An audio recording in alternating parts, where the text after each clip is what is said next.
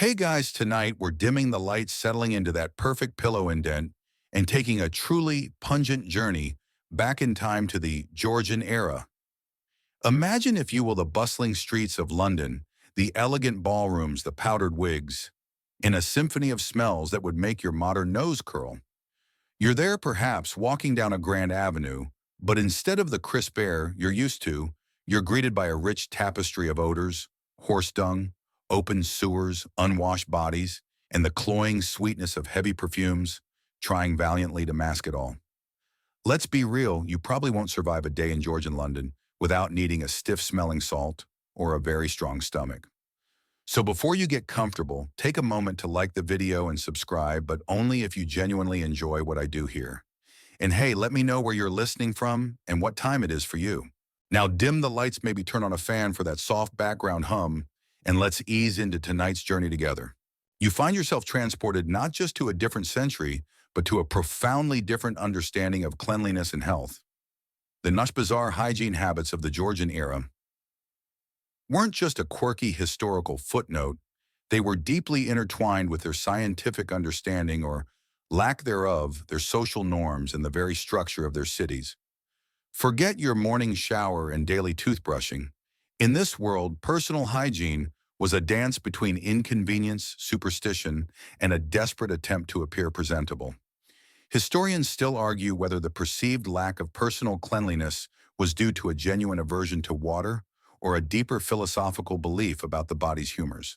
The first thing you'd notice beyond the olfactory assault is the prevailing attitude towards bathing. In short, it was a rare event. The idea of daily immersion in water for cleanliness, as we understand it, simply wasn't a widespread practice. For many, a full bath was seen more as a medicinal treatment for specific ailments than a routine part of hygiene. If you were wealthy, you might have a dedicated bathing tub, but filling it involved hauling immense amounts of heated water, making it an arduous and time-consuming endeavor.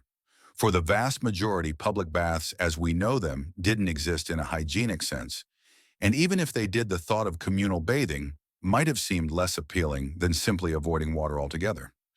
One mainstream historical fact is that the fear of catching a chill or opening up the pores to bad air, miasmas, often discouraged regular bathing, as water was thought to be detrimental to health.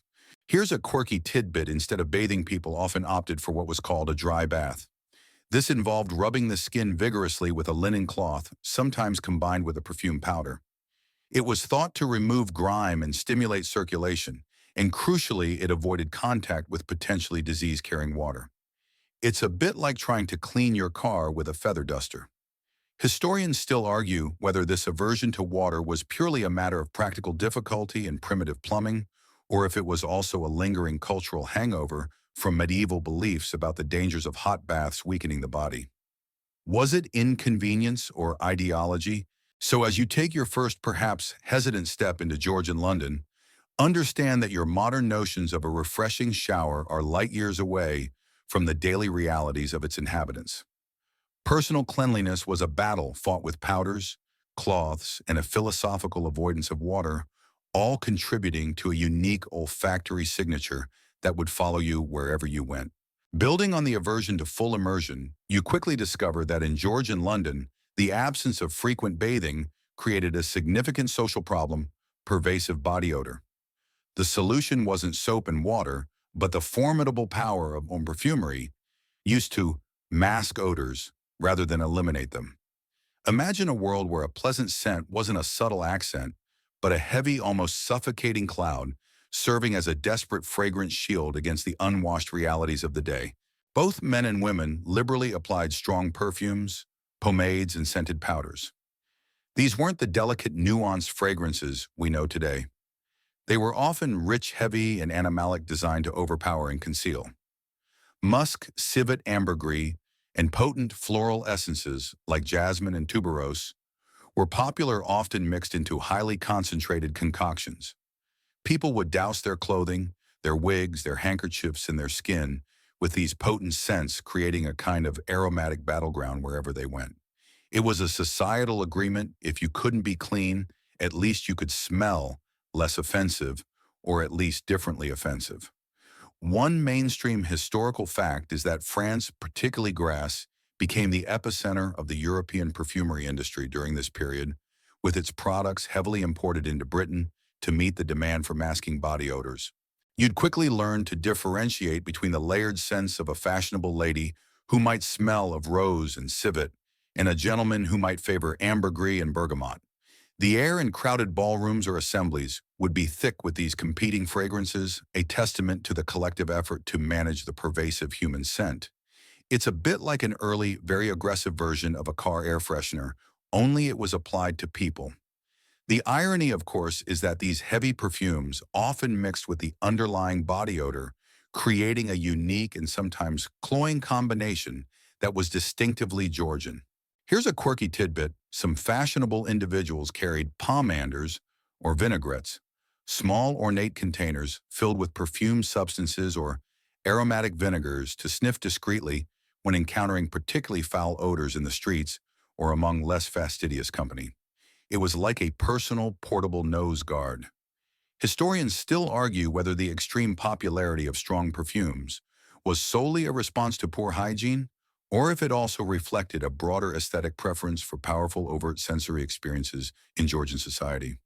Was it purely practical, or was there also an element of fashionable excess? So as you breathe in the perfumed air of Georgian London, understand that the air was thick with more than just dust. It was thick with the desperate, fragrant attempts to mask a fundamental truth about daily life. Personal cleanliness, as we know it, was still a very distant dream. The perfumer was as essential as the tailor, perhaps even more so. Following close on the heels of heavy perfumes, you can't ignore one of the most iconic yet hygienically challenging aspects of Georgian fashion: powdered wigs. These magnificent, often enormous creations were not just a style statement. They were complex, high-maintenance structures that surprisingly served as nests of delight for various unintended occupants. Imagine wearing a giant, intricately styled hairpiece that over days and weeks became a micro-ecosystem. Wigs, both for men and women, were symbols of status and wealth throughout much of the Georgian era. They were crafted from human hair, horse hair, goat hair, or even vegetable fibers, then painstakingly dressed and powdered with scented white or off-white powder, usually made from starch like flour, sometimes with added perfume or talc.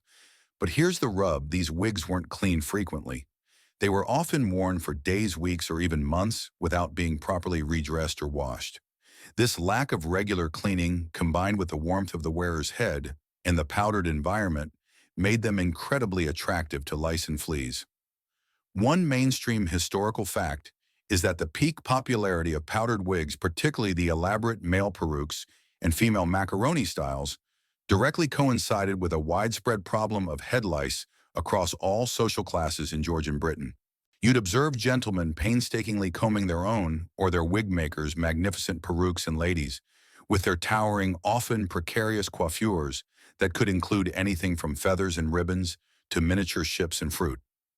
The sheer effort to maintain these structures, let alone to remove the tiny unwelcome guests, was immense.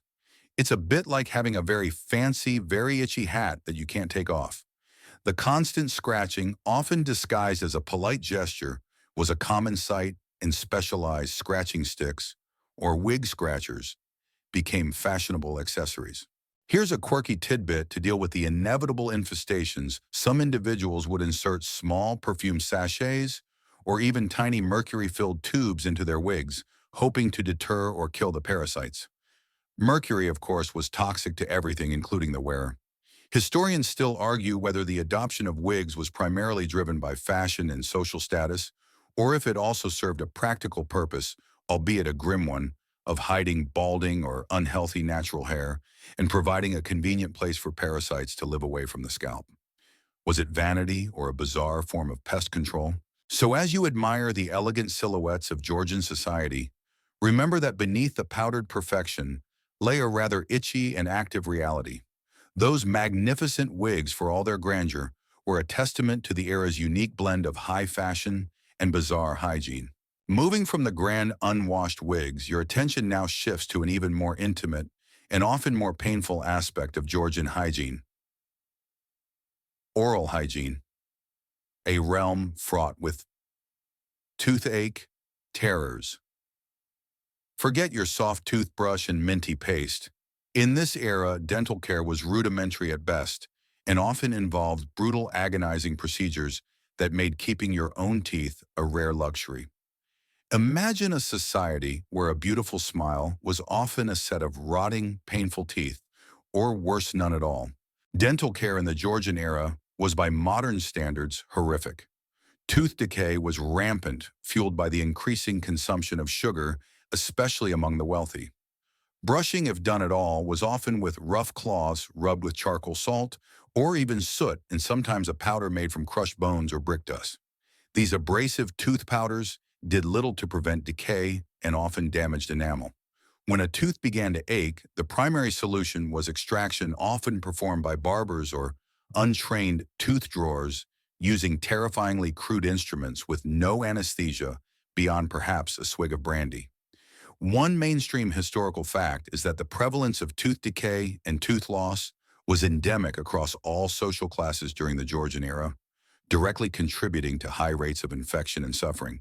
You'd hear the screams echoing from barber surgeon shops or even from private homes as a desperate individual underwent a tooth extraction, often performed by brute force with rusty pincers. The sight of a perfectly white, healthy set of teeth was so rare that many wealthy individuals opted for false teeth, made from human teeth, often bought from the poor, or dug up from graves' animal teeth, or even ivory.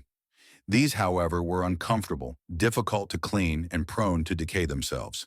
It's a bit like getting a root canal without any pain medication, then having it replaced with a dead person's tooth. Charming, isn't it?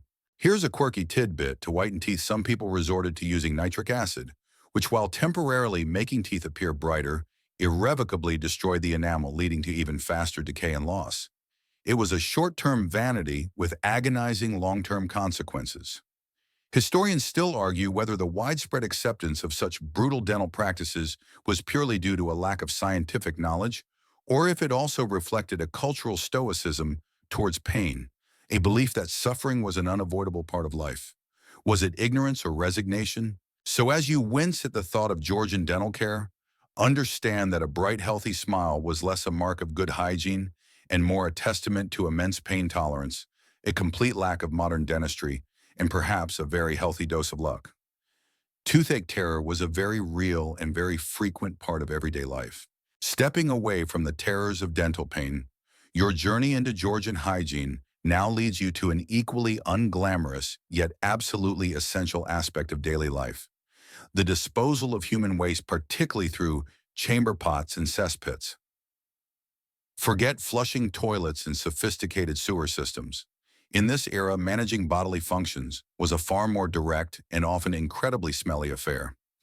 Imagine a world where your bathroom was a bucket under your bed, and its contents ended up in a large overflowing hole in your backyard. For most Georgian homes, especially before the very late 18th and 19th centuries saw limited improvements, the primary means of personal sanitation was the chamber pot. These portable vessels, often ceramic or metal, were kept in bedrooms and used throughout the night or when outdoor privies were inconvenient. Their contents would then be emptied, sometimes directly into the street, especially in poorer areas, leading to the infamous cry of "Gardy Lou" in Scotland, warning passers-by, or more formally into a larger communal waste system, the cesspit of Masarasunant. A cesspit was essentially a large unlined or loosely lined pit dug into the ground, usually in a backyard or under the house, where human waste would collect. One mainstream historical fact is that chamber pots were ubiquitous across all social classes, from the humblest cottage to the grandest mansion, serving as the primary indoor sanitary convenience. You'd learn the delicate, or rather indelicate, art of using a chamber pot and the even less delicate reality of its disposal. The stench, particularly in warmer months, must have been pervasive. Cesspits, by their very nature, would fill up, often overflowing or leaching their contents into the surrounding soil, contaminating groundwater and contributing significantly to the spread of disease. It's a bit like having a giant open septic tank directly beneath your living room window. And imagine the charming task of emptying these into the street, hoping no one was walking below your window. Here's a quirky tidbit: wealthier homes sometimes had close stools or night commodes, which were essentially chairs or cabinets with a hidden chamber pot inside designed to make the act slightly more discreet and palatable. It was the Georgian version of a fancy porta potty.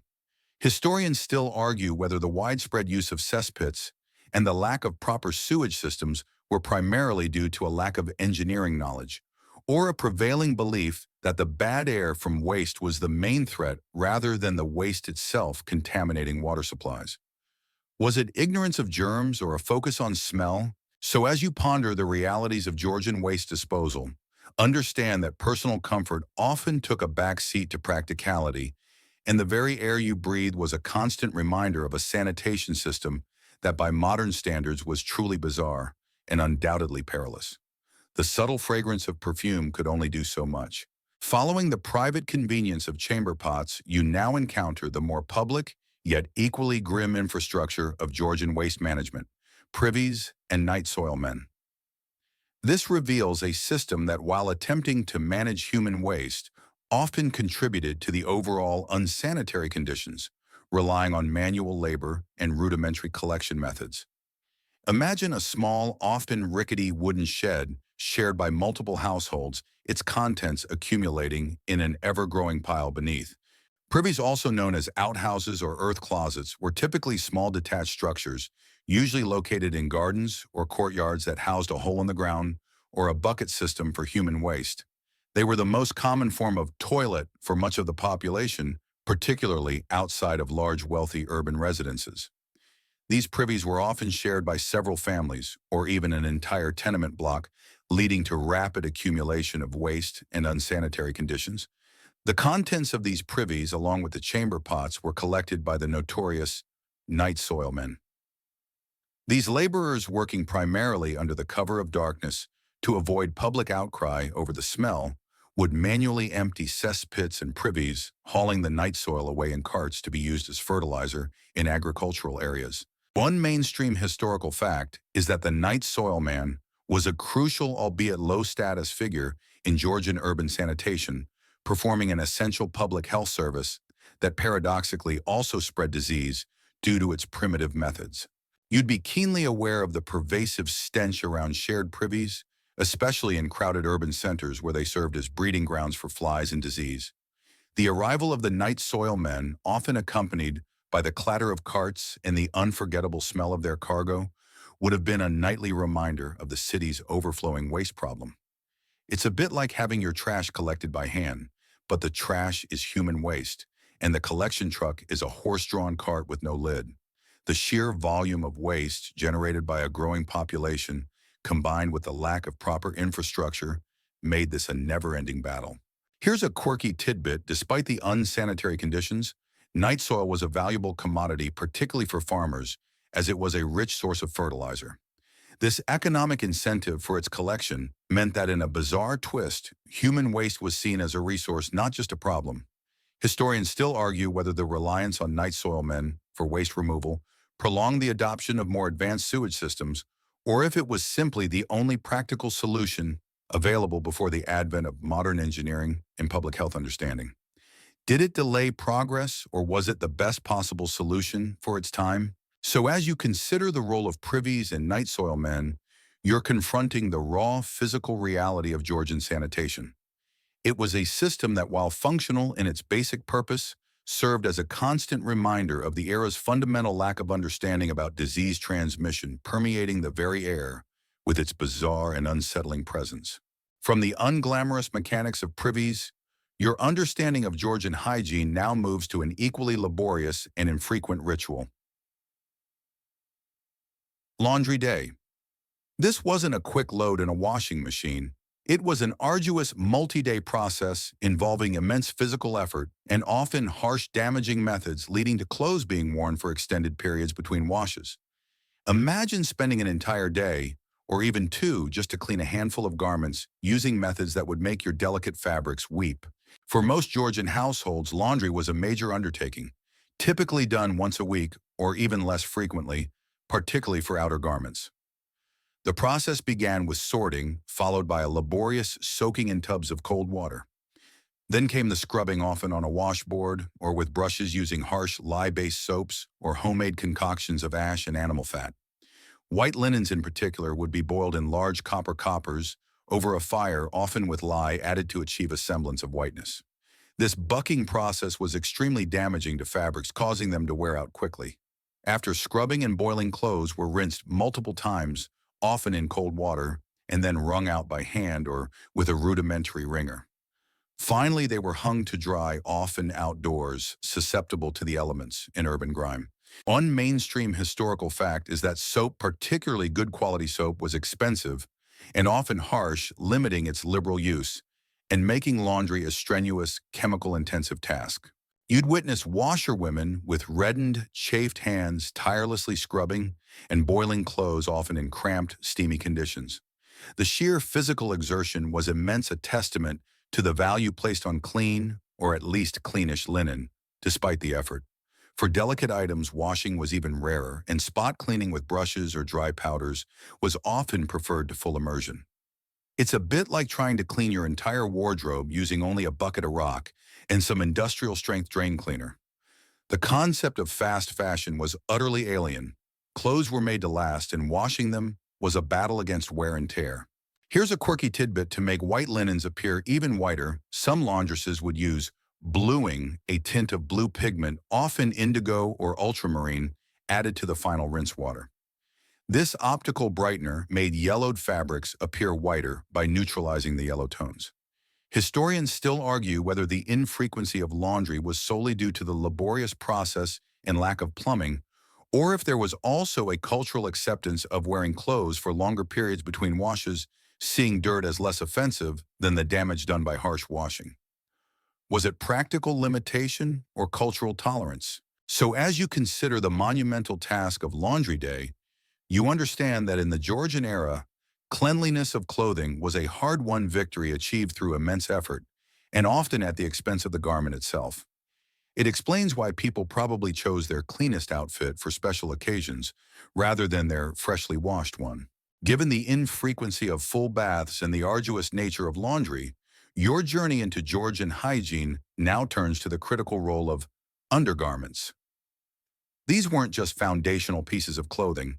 The humble shifts and smocks served as the first line of defense, acting as barriers between the body's natural effluvia and the more expensive, less frequently washed outer garments.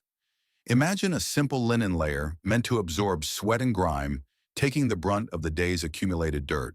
For both men and women, the most basic undergarment was a loose-fitting linen or cotton garment worn directly against the skin. For women, this was typically a shift or chemise, a simple, often sleeveless gown that reached to the knee or calf. Men wore a similar garment, often called a shirt or smock, also made of linen or cotton. These garments were relatively inexpensive to produce compared to outer clothing made of wool, silk, or fine cotton, and crucially, they were the items that were washed most frequently. While outer clothes might go weeks or even months without a full wash, shifts and smocks were intended for daily or at least very frequent changing and washing. One mainstream historical fact is that linen, due to its absorbency and durability, even under harsh washing conditions, was the preferred fabric for undergarments across almost all social classes in the Georgian era. You'd understand that the purpose of these undergarments was not primarily for modesty, though that was a secondary benefit, but for practical hygiene. They absorbed sweat, body oils, and accumulated skin cells, protecting the outer layers from direct contact with the unwashed body. When you think of cleanliness in the Georgian era, it often referred more to the freshness of one's linen shift than the cleanliness of one's skin. It's a bit like having a sacrificial layer that takes all the hits so your main armor stays pristine. The daily changing of a fresh shift or smock was a key part of personal comfort and perceived cleanliness for those who could afford it. Here's a quirky tidbit for extra absorbance and freshness. Wealthier individuals might wear multiple shifts layered on top of each other, changing the outermost one more frequently, while the innermost ones could remain on for longer. This created a multi-layered barrier against bodily odors reaching the fashionable outer garments. Historians still argue whether the emphasis on clean linen rather than skin was a pragmatic solution to poor plumbing and bathing facilities, or if it reflected a deeper cultural belief that dirt was primarily external and could be managed by absorbent barriers. Was it ingenuity or denial? So as you appreciate the simple yet vital role of shifts and smocks, you recognize them as the unsung heroes of Georgian hygiene. They were the essential hard-working barrier that allowed the elegant, unwashed outer garments to maintain their fashionable facade, however briefly. As your understanding of Georgian hygiene deepens, you're reminded that despite their efforts with shifts and scents, people were acutely aware of life's precariousness, often influenced by the terrifying specter of smallpox and superstition. This wasn't just a distant disease, it was a constant, disfiguring, and often fatal threat that profoundly impacted daily life and hygiene practices, sometimes leading to bizarre and desperate attempts at protection. Imagine living in fear of a disease that could either kill you or leave you permanently scarred, leading to desperate measures that seem illogical today. Smallpox was an endemic, highly contagious disease that ravaged Georgian society, causing epidemics that killed millions and left survivors with severe scarring. There was no scientific understanding of viruses or germ theory, so people attributed the disease to bad air, miasmas, divine displeasure, or even curses. This led to a range of superstitious practices aimed at warding off illness, often interwoven with rudimentary hygiene efforts. For instance, some believed that keeping a clean house paradoxically might attract illness by drawing in bad humors, while others clung to the idea that strong smells, even bad ones, could somehow purify the air. One mainstream historical fact is that smallpox was one of the leading causes of death in 18th century Europe, killing an estimated 400,000 people annually and blinding many more, making it a pervasive and terrifying presence in Georgian life. You'd witness parents anxiously attempting to protect their children, perhaps using strange amulets or charms, alongside more practical, though often ineffective methods, like isolating the sick or vigorously airing out rooms. The desperate yearning for protection led to the early risky practice of nanries, variolation, which involved deliberately exposing a healthy person to smallpox pus from a mild case to induce a less severe form of the disease and confer immunity. This was a dangerous gamble, often performed with little understanding of sterile technique, yet it was a desperate attempt at survival. It's a bit like voluntarily catching a mild flu in the hope of avoiding a deadly one, but with much higher stakes and grosser methods. Here's a quirky tidbit: some desperate individuals wore dried toad skins around their necks or carried potatoes in their pockets, believing these charms could ward off diseases like smallpox or rheumatism. It was a bizarre blend of folk medicine and pure superstition, highlighting the era's medical desperation. Historians still argue whether the widespread fear of smallpox, despite its devastating effects, inadvertently contributed to the early development of public health consciousness by highlighting the need for some form of disease control, even if those early methods were rudimentary and often flawed. Did it foster rational thought or reinforce magical thinking? So as you confront the terrifying reality of smallpox, you understand that Georgian hygiene was not just about comfort. It was often a desperate, flawed attempt at survival, driven by a profound fear of an invisible enemy. The bizarre habits of the era were in many ways a testament to a society grappling with disease in the absence of scientific understanding, relying on a potent mix of tradition, hopeful remedies, and sheer superstition. From the chilling grip of smallpox, your understanding of Georgian medical practices deepens, revealing a reliance on often counterintuitive and surprisingly brutal cures, bleeding and purging.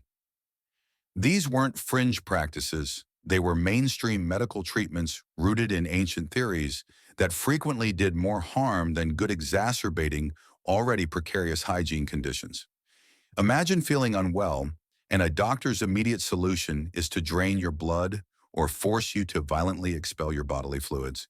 The prevailing medical theory throughout much of the Georgian era was the humoral theory, derived from ancient Greek medicine. This theory posited that the human body contained four basic substances: blood, phlegm, yellow bile, and black bile, and that illness resulted from an imbalance of these humors. To restore balance, doctors frequently resorted to aggressive interventions. Bleeding. Phlebotomy involved opening a vein or applying leeches to drain blood, believed to reduce excess blood or bad humors. Purging involved administering strong emetics to induce vomiting or purgatives to induce violent bowel movements, aiming to expel harmful substances from the body. These treatments were applied for a vast array of ailments from fevers and inflammation to mental illness.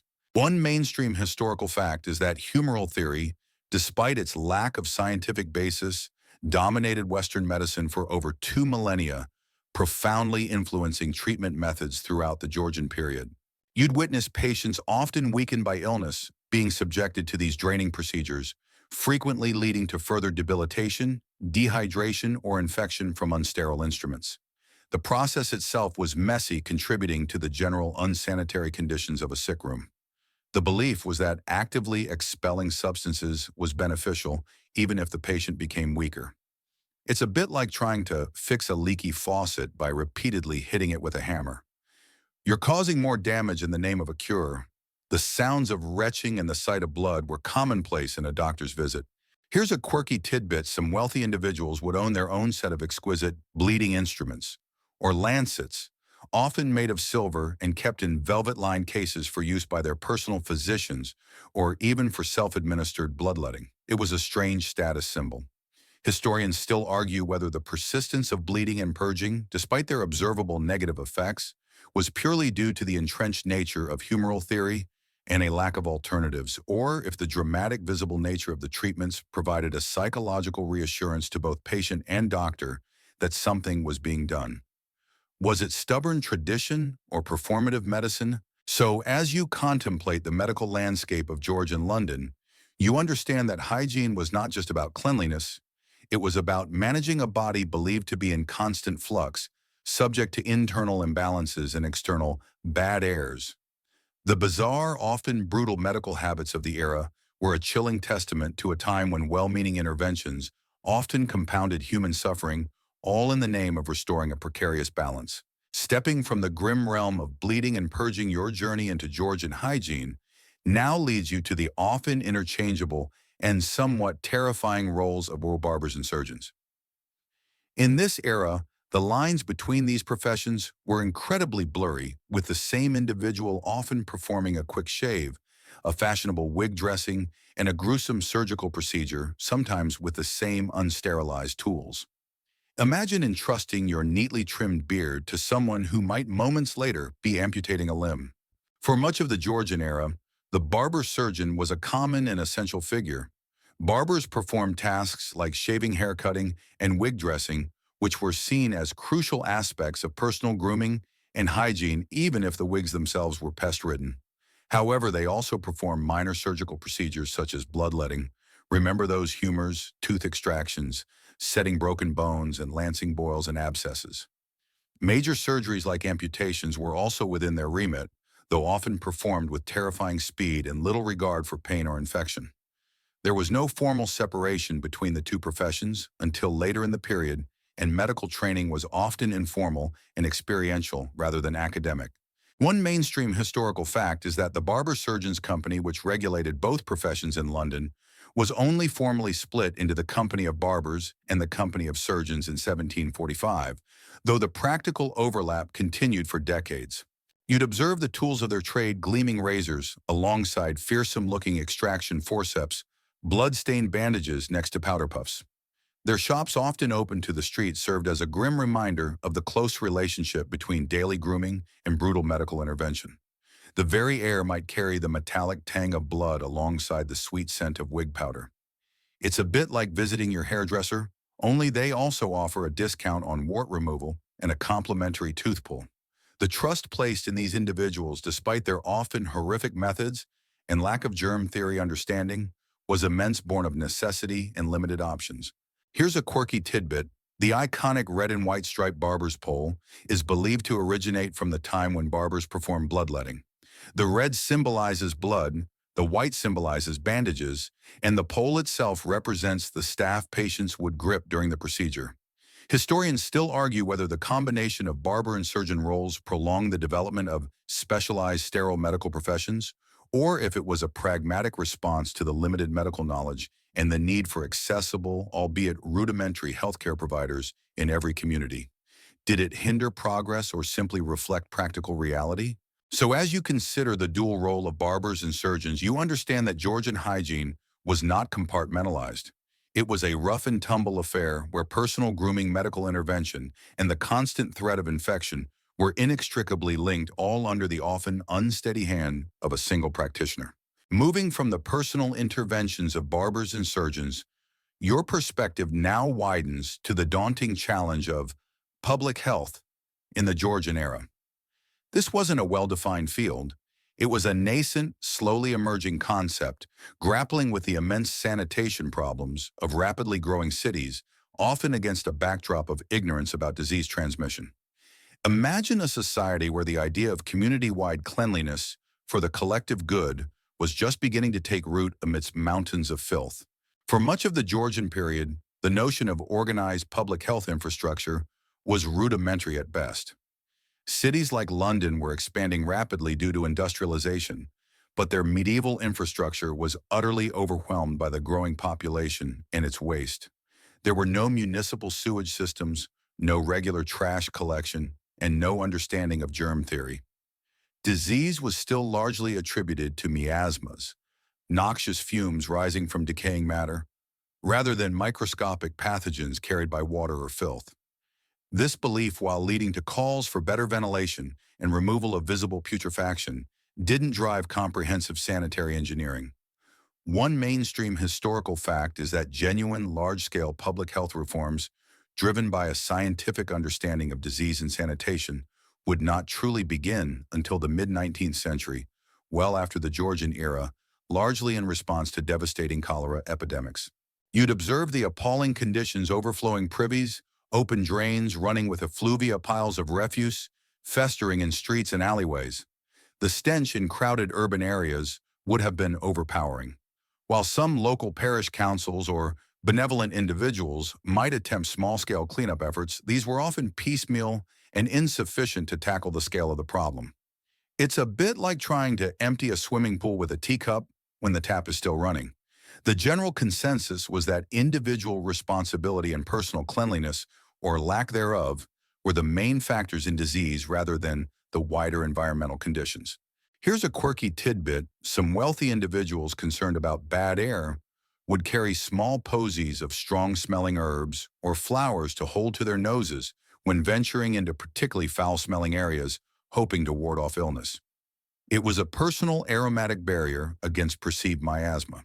Historians still argue whether the slow development of public health consciousness was primarily due to a lack of scientific knowledge about disease, or if it was also hampered by class divisions, with the wealthier elite often isolated from the worst of the urban squalor, and thus less incentivized to invest in broad public works.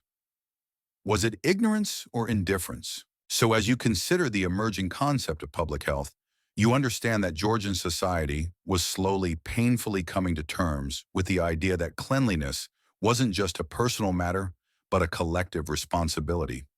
It was a dawning realization that the pervasive filth of their cities was a ticking time bomb, leading to bizarre illnesses and an alarmingly short lifespan for many.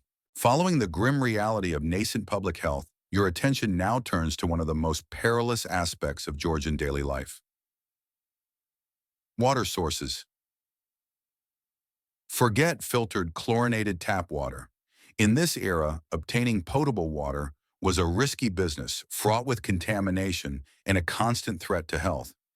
Imagine drawing your daily water from a communal pump or a river that also served as a dumping ground for waste, utterly unaware of the invisible dangers lurking within.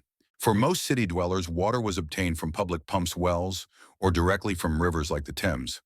While some wealthier households might have had access to private wells or rudimentary pipe systems, these were often inadequate. The problem was that these water sources were frequently contaminated by the very waste products we discussed earlier: overflowing cesspits, unlined privies, and industrial effluent. The concept of filtering water for purity was not widespread, and the idea that invisible microbes in water could cause illness was completely unknown.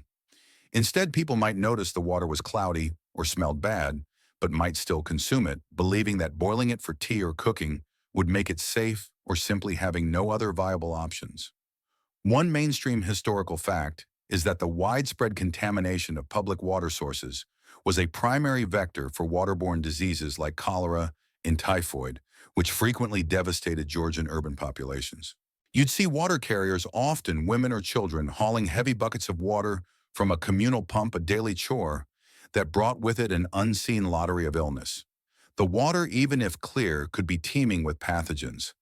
The reliance on river water was particularly problematic as rivers like the Thames in London essentially functioned as open sewers for much of the city's waste. It's a bit like drinking from a stagnant puddle that also serves as a toilet for 1,000 people. The inherent dangers of such common practices underscore the profound lack of understanding regarding hygiene and disease transmission.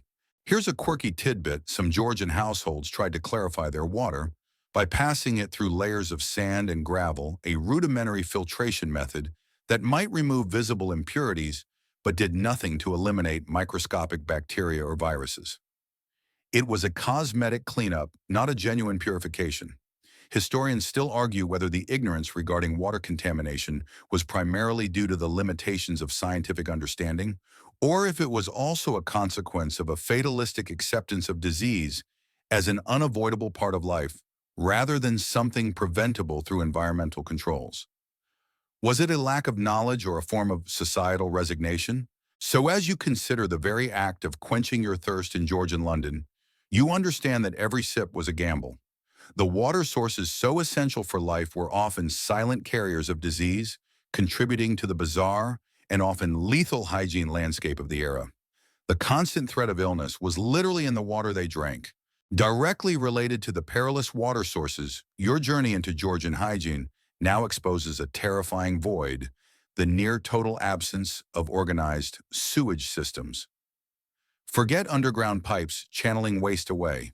In this era, the magnificent cities you imagine were in reality built upon a foundation of accumulating human and animal waste, with little to no infrastructure to manage it effectively. Imagine living in a grand urban center where the very ground beneath your feet was saturated with filth. For most of the Georgian era, what passed for a sewage system was largely informal and inadequate. Rather than a network of interconnected underground pipes, waste was typically managed through overflowing cesspits, open drains, and direct discharge into rivers or onto streets. Rainwater might wash some of this waste into ditches or waterways, but often it's simply collected in stagnant pools or seeped into the ground, contaminating wells and cellars. The growth of urban populations far outpaced any attempt at systematic waste management, leading to chronic sanitary crises. The idea of separating human waste from stormwater runoff, or indeed of treating sewage before discharge, was centuries away. One mainstream historical fact is that rudimentary underground sewers did exist in some parts of London, but they were originally built to carry away stormwater and often became clogged with solid waste, becoming more of a problem than a solution. You'd witness the visual and olfactory evidence of this absence everywhere: the noxious odors emanating from open drains, the sight of discarded waste in alleyways, and the constant presence of overflowing privies. The concept of a hidden, efficient waste removal system was simply beyond the engineering capabilities and public health understanding of the time. It's a bit like living in a giant, beautiful, but constantly overflowing toilet bowl. The sheer volume of waste generated by a city like London meant that the problem was ever present, contributing directly to the rampant spread of disease. Here's a quirky tidbit: in some wealthier urban areas, night soil men would have to use long poles to break up compacted waste in overflowing cesspits before it could be manually scooped out, a truly disgusting and dangerous task that highlights the primitive nature of waste removal. Historians still argue whether the slow adoption of proper sewage systems was primarily due to the immense cost and engineering challenges involved, or if it was also hampered by the prevailing miasma theory, which emphasized bad air over waterborne pathogens as the primary cause of disease. Was it engineering impossibility or a misdirected scientific understanding? So as you contemplate the terrifying lack of organized sewage systems, you understand that Georgian hygiene was fundamentally compromised by an inability to manage waste on a large scale.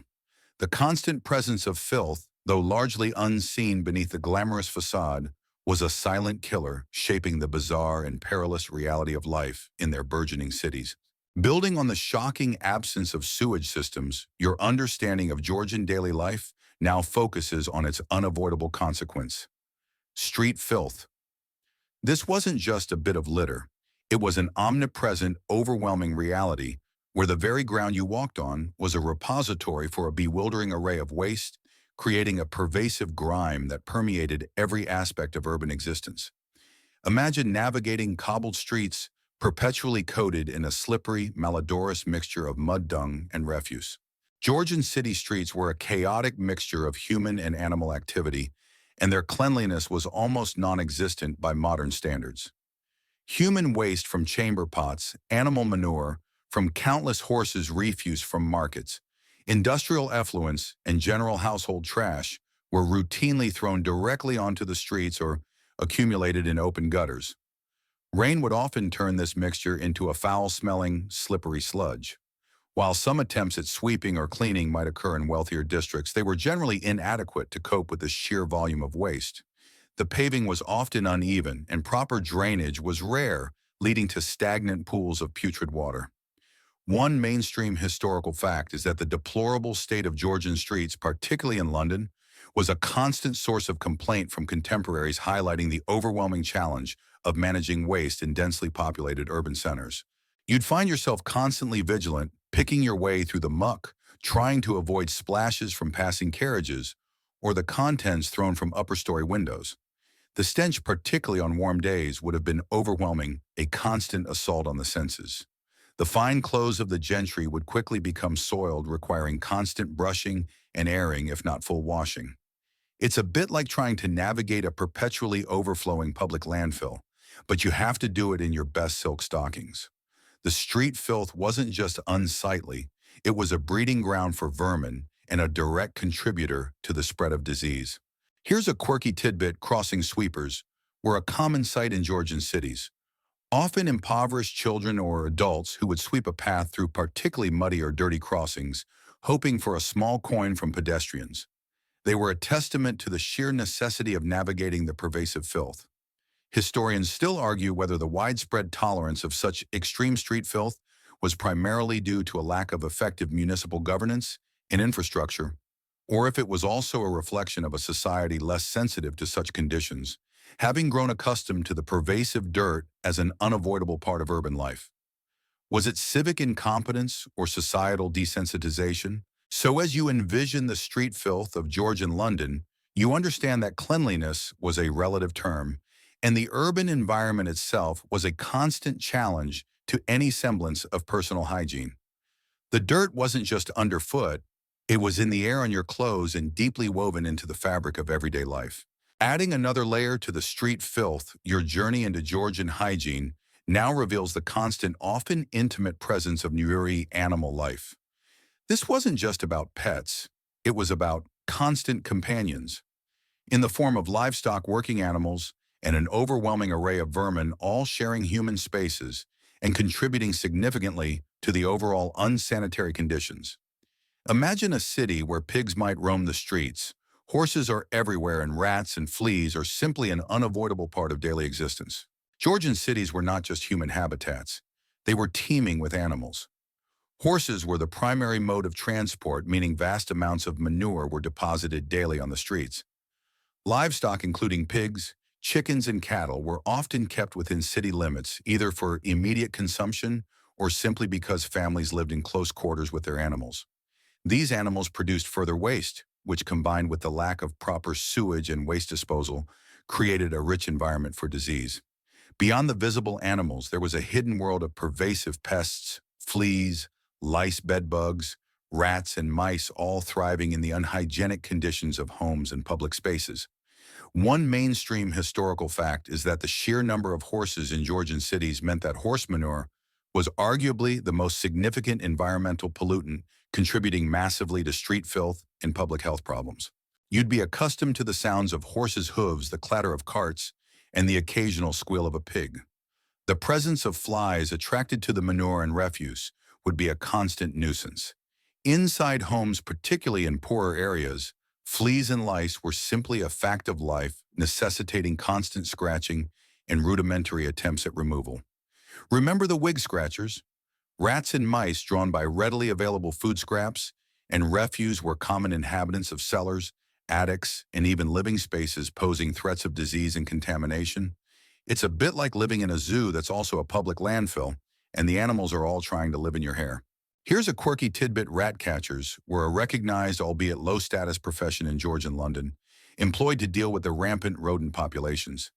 They often used a variety of methods from traps to trained dogs, highlighting the very real and constant threat posed by vermin. Historians still argue whether the prevalence of animal life in Georgian cities was purely a consequence of agricultural practices and limited technology, or if there was also a cultural tolerance or even acceptance of living in close proximity to animals as a holdover from more rural lifestyles. Was it practicality or a cultural hangover? So as you consider the constant presence of animals in Georgian life, you understand that personal hygiene was a battle fought not just against individual dirt, but against the collective grime generated by a truly multi-species urban environment. The pervasive animal presence was another constant reminder of the era's profoundly different and often bizarre approach to cleanliness. With streets teeming with animal life and pervasive filth, your journey into Georgian hygiene now leads you to the realm of food preparation, where questionable standards were often the norm. Forget stringent health codes and sparkling stainless steel kitchens. In this era, the journey from farm to table was fraught with unsanitary realities, posing constant threats to health and adding another layer to the era's bizarre hygiene landscape. Imagine preparing a meal in a kitchen where rodents might roam freely and fresh produce is often contaminated before it even reaches your cutting board. Georgian kitchens, even in wealthy households, were far from the sterile environments we expect today. Pest control was rudimentary at best, meaning rats, mice, and insects were common inhabitants, potentially contaminating food storage and preparation surfaces. Refrigeration was non-existent.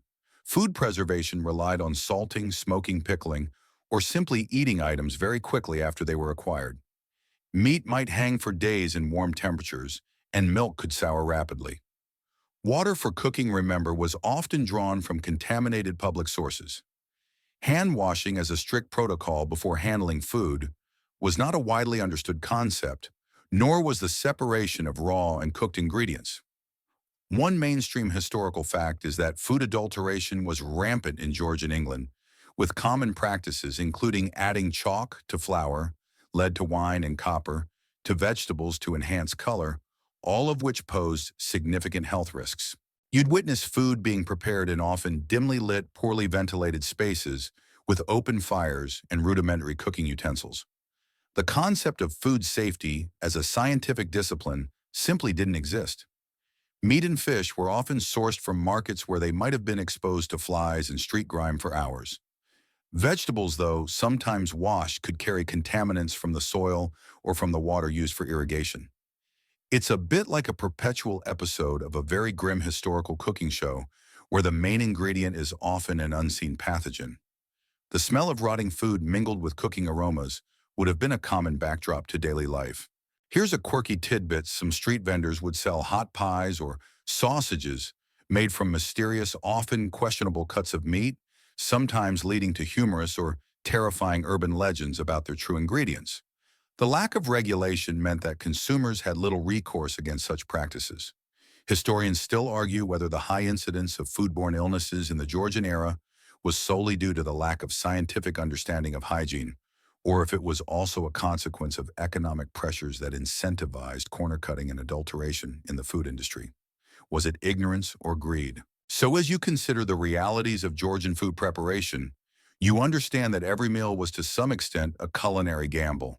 The pervasive, unsanitary conditions from sourcing to serving were a constant threat, adding another layer of bizarre and often dangerous habits to the daily pursuit of sustenance. From the questionable standards of the kitchen, your gaze now turns to the very place where you sought rest and refuge, your bedding. Forget crisp, freshly laundered sheets. In Georgian homes, mattresses, blankets, and pillows were rarely clean, becoming veritable repositories of dust-dead skin cells and various unwelcome inhabitants over months or even years. Imagine sinking into a bed that carries the accumulated grime of countless nights, offering a unique, rather stale aroma. Unlike modern bedding, which is typically designed for easy washing, Georgian mattresses were often large, heavy sacks filled with straw, horsehair feathers, or even rags. These materials were difficult, if not impossible, to wash thoroughly. Pillows were similarly stuffed, Blankets and quilts were often heavy wool or woven fabrics that were laborious to clean. Consequently, these items were rarely washed, perhaps only aired out periodically, or beaten outdoors to remove dust. The sheets or undersheets were the only components that might be changed and washed with any regularity, serving as the primary barrier against the mattress's accumulated filth. One mainstream historical fact is that true mattress cleaning beyond airing and beating was practically non-existent for most Georgian households, leading to significantly unhygienic sleeping environments. You'd be accustomed to the subtle musty odor of unwashed bedding, a constant presence that permeated bedrooms. The dust would accumulate, and over time these warm, dark environments would become ideal breeding grounds for fleas, bedbugs, and dust mites. A truly luxurious bed might have several layers of quilts and blankets, each rarely washed, adding to the accumulated grime. It's a bit like sleeping on a giant unvacuumed carpet that's also an Airbnb for tiny biting insects. The thought of a truly fresh bed by modern standards was a complete alien concept. Here's a quirky tidbit to combat the pervasive problem of bedbugs. Some desperate individuals would put the legs of their beds in small basins of water or turpentine, hoping to create a barrier and prevent the pests from climbing up the bedposts. It was a testament to the sheer desperation to get a good night's sleep. Historians still argue whether the neglect of bedding cleanliness was primarily due to the practical difficulties of washing bulky items, or if it also stemmed from a lack of understanding about how closely associated bedding was with the spread of disease and pests. Was it practicality or ignorance? So as you imagine resting your head in a Georgian bed, you understand that personal comfort came with a very different set of standards. The uncleaned bedding was a silent partner in the era's bizarre hygiene habits, turning the sanctuary of the bedroom into a surprisingly active ecosystem of dust and unwelcome guests. Compounding the issue of rarely cleaned bedding, your understanding of Georgian living now focuses on the intimate reality of sleeping arrangements, often crowded and close, which directly impacted personal cleanliness and contributed to the spread of grime and disease. Forget the luxury of personal space. In this era, shared beds and crowded rooms were a common necessity, leading to a much more entangled experience of hygiene. Imagine sharing a bed not just with a spouse, but potentially with siblings, servants, or even strangers. For most of the Georgian population, particularly in urban centers and among the working and middle classes, living spaces were at a premium. This meant that multiple family members and often domestic servants shared bedrooms and frequently beds. It was common for two or more children to share a bed, or for servants to sleep two or more to a bed in crowded attic rooms or basements. Even in wealthier homes, guests might share beds, or single servants might hot bed, meaning they occupied a bed that was used by another servant on a different shift. This close proximity naturally facilitated the transfer of body odor, skin flakes, and crucially parasitic infestations like fleas and lice. One mainstream historical fact is that shared sleeping arrangements were a ubiquitous feature of Georgian life across most social strata, driven by economic necessity and limited housing. You'd be accustomed to the warmth and unavoidable intimacy of a shared bed and the constant awareness of other bodies in the room, the subtle sounds of breathing shifting, and perhaps the less subtle sounds of scratching would be part of the nightly experience. The lack of ventilation in many bedrooms, combined with multiple bodies generating heat and perspiration, would have contributed to a stale, heavy atmosphere. It's a bit like a permanent slumber party, but with less fun and more pervasive bodily smells. The transfer of sickness from colds to more serious infections was greatly accelerated by such close quarters. Here's a quirky tidbit in some inns or crowded lodging houses. It was common for travelers to share a bed with complete strangers, sometimes even with ropes stretched between the beds to keep individuals separate. This practice, known as roping them in, highlights the extreme lengths people went to find a place to sleep regardless of privacy or hygiene. Historians still argue whether the widespread practice of shared sleeping arrangements fostered a greater sense of familial and communal bonding, or if it primarily served to reinforce social hierarchies and exacerbate public health issues through accelerated disease transmission. Did it strengthen social ties or weaken physical health? So as you envision the crowded sleeping arrangements of the Georgian era, you understand that personal hygiene was not an isolated act. It was deeply intertwined with the collective habits and limitations of household living. The close proximity of bodies meant that cleanliness, or the lack thereof, was very much a shared experience, contributing to the bizarre and challenging realities of everyday life. Beneath all the visible dirt, in the absence of modern hygiene practices, your understanding of Georgian public health now confronts the prevailing yet profoundly incorrect belief about the causes of illness.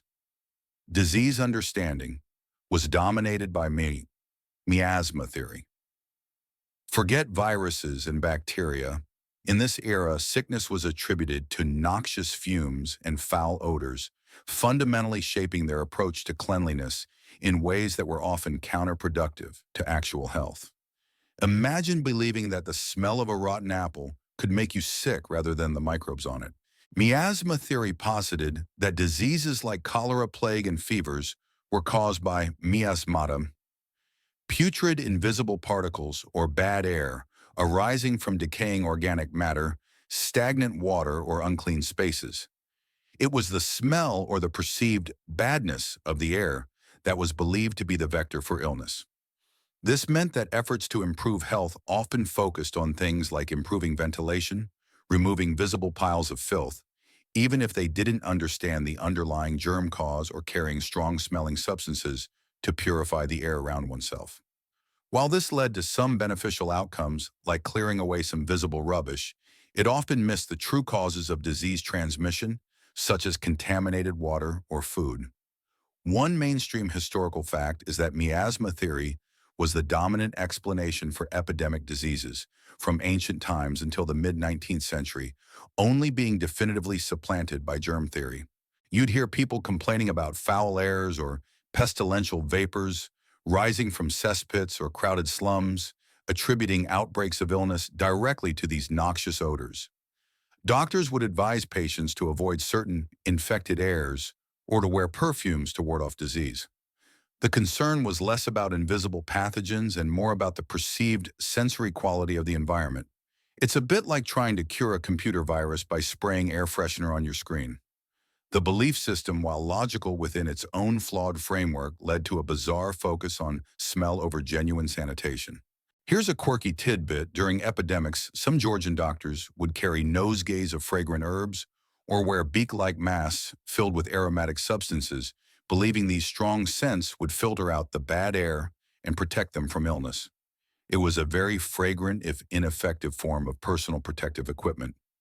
Historians still argue whether the widespread belief in miasma theory, despite its scientific inaccuracy, played a crucial role in gradually encouraging early urban cleanup efforts by providing a tangible, if wrongly understood, reason to remove visible filth, thus paving the way for later, more scientific public health reforms. Did it mislead or inadvertently motivate? So as you consider the dominant understanding of disease in the Georgian era, you realize that their bizarre hygiene habits were deeply rooted in a flawed scientific paradigm. The constant battle against invisible, bad air shaped their daily lives, turning every foul odor into a perceived threat and coloring their approach to cleanliness with a unique blend of fear, superstition, and ultimately a profound ignorance of the true mechanisms of illness. Given the terrifying misapprehension of miasma theory, you'll also stumble upon the truly bizarre world of quack cures and patent medicines. This wasn't about evidence-based pharmacology. It was a chaotic marketplace of dubious remedies often peddled by charlatans and promising miraculous results for everything from toothache to syphilis. Imagine trying to find relief for an illness only to be offered concoctions of opium mercury and alcohol packaged as a panacea. This free-for-all approach to medicine further highlights the era's bizarre hygiene habits and lack of scientific understanding. The Georgian era was a golden age for quacks, untrained individuals who sold their own secret formulas to a desperate public. With little to no regulation, anyone could set up a stall or place an advertisement for their miracle cure. These patent medicines, so named because they were often granted a royal patent, not because they were scientifically tested, were typically sold in ornate bottles or boxes, often containing potent yet dangerous ingredients like opium for pain relief, mercury, used to treat syphilis but highly toxic lead, and a significant amount of alcohol. They promised to cure almost any ailment from consumption and gout to nervous disorders, and unsightly skin conditions. One mainstream historical fact is that the Patent Medicine Act of 1783, while introducing a tax, inadvertently legitimized these remedies in the public eye by giving them a government stamp of approval despite their unproven efficacy and often dangerous ingredients. You'd see advertisements plastered everywhere promising instant relief and a return to perfect health, preying on the fears and desperation of a public suffering from widespread disease and poor sanitation. People would readily consume these concoctions, believing in their efficacy due to their potent effects, often from the opium or alcohol content, or simply from a lack of better alternatives. The very act of consuming these substances often orally introduced further unpredictable elements into a person's already fragile health. It's a bit like buying all your medicine from a roadside carnival barker, but the side effects might include lead poisoning. Here's a quirky tidbit. Some patent medicine advertisements included wildly exaggerated claims, such as a single dose being able to cure blindness or regrow hair, often accompanied by testimonials from supposedly satisfied and likely fictitious customers. The more outlandish the claim, the more people seem to believe it. Historians still argue whether the widespread reliance on quack cures and patent medicines reflected a deep-seated gullibility among the Georgian populace, or if it was a rational response to the limitations and often brutal nature of conventional medical practice at the time. Was it naivety or desperation? So as you observe the bustling market of Georgian quack cures, you understand that personal hygiene and health were not just about cleanliness. They were about navigating a treacherous landscape of unregulated medicine, where hope often overshadowed scientific sense, and the bizarre habit of self-medication was a very real and often dangerous part of daily life. From the dubious remedies, your attention shifts to the slightly more tangible yet still rudimentary tools for personal presentation. Toiletries. Forget the vast array of creams, lotions, and soaps adorning your modern bathroom shelf. In the Georgian era, these were early innovations. Basic and often abrasive design, more for covering up than for deep cleansing. Imagine trying to achieve a fresh, clean feeling with a handful of rough powders and rudimentary brushes. The concept of a wide range of specialized toiletries was still in its infancy. For bathing, which as we know, was rare, rudimentary soaps were available, often harsh and lye-based. For daily cleanliness, the emphasis was on dry cleaning and perfuming. Tooth powders were common, made from ingredients like cuttlefish, bone, charcoal, salt, or even crushed brick applied with a finger or a rough cloth. These were abrasive and did little for oral health, often damaging enamel. For hair-scented pomades, often made from animal fats, were used to style wigs and natural hair, but these contributed to greasiness and attracted dirt. Early versions of hairbrushes and combs, often made from bone wood or ivory, were used to detangle and distribute pomades. One mainstream historical fact is that the development of more refined, less abrasive soaps and tooth powders only began to gain traction towards the very end of the Georgian period and into the Victorian era, reflecting a slow shift in understanding about gentle cleansing.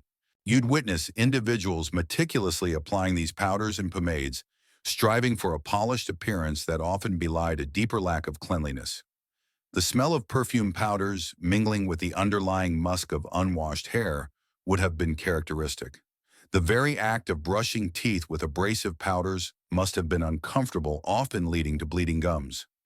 It's a bit like attempting to clean a delicate antique with sandpaper and a strong-smelling furniture polish. The focus was on outward appearance and masking odors rather than genuine deep hygiene. Here's a quirky tidbit. Wash balls were a popular form of solid soap, often scented, but their primary purpose was for hand and face washing rather than full body bathing. Some people would carry small, ornate cases with tiny brushes or picks for cleaning under their fingernails, highlighting a focus on visible cleanliness even amidst general grime. Historians still argue whether the slow development of more effective and gentle toiletries was primarily due to a lack of chemical knowledge, or if it was also linked to a cultural acceptance of harsher products, viewing them as more effective, because they were more potent. Was it scientific limitation or consumer expectation? So as you consider the basic tools of Georgian toiletries, you understand that personal grooming was a constant battle against dirt and odor, fought with rudimentary weapons. These early innovations reveal a bizarre tension between the desire for presentability and a fundamental lack of effective means to achieve true cleanliness. Closely linked with toiletries, your journey into Georgian hygiene now delves into the fascinating yet often perilous world of decosmetics.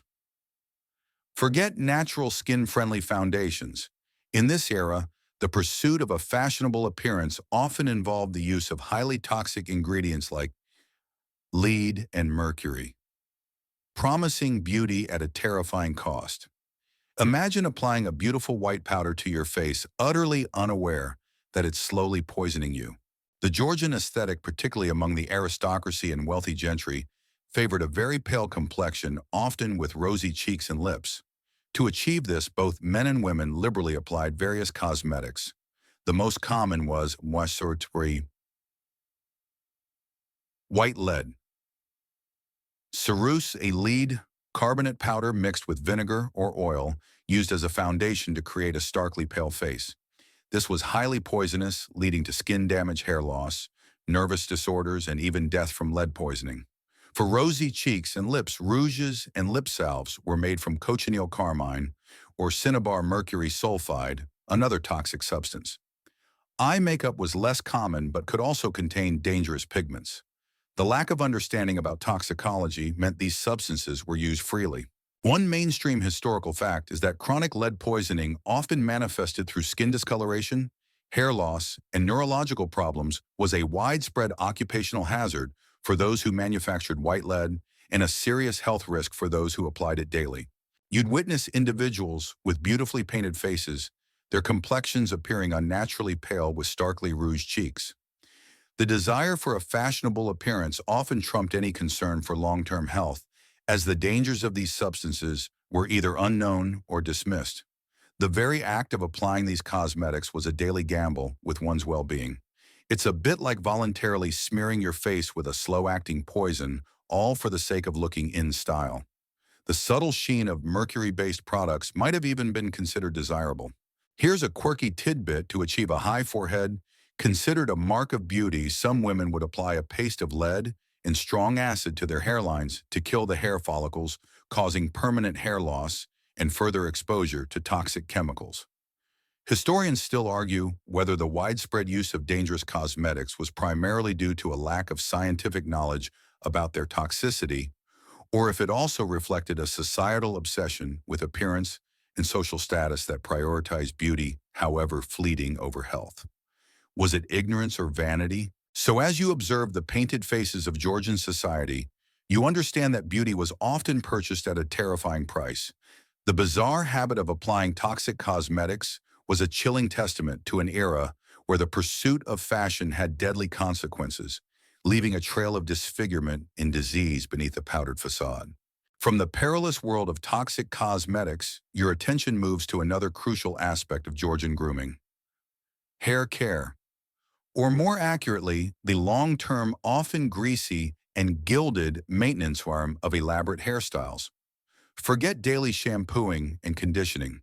In this era, hair, both natural and wig, was often left unwashed for extended periods, relying instead on powders, pomades, and painstaking styling to achieve its desired, if somewhat dubious, splendor.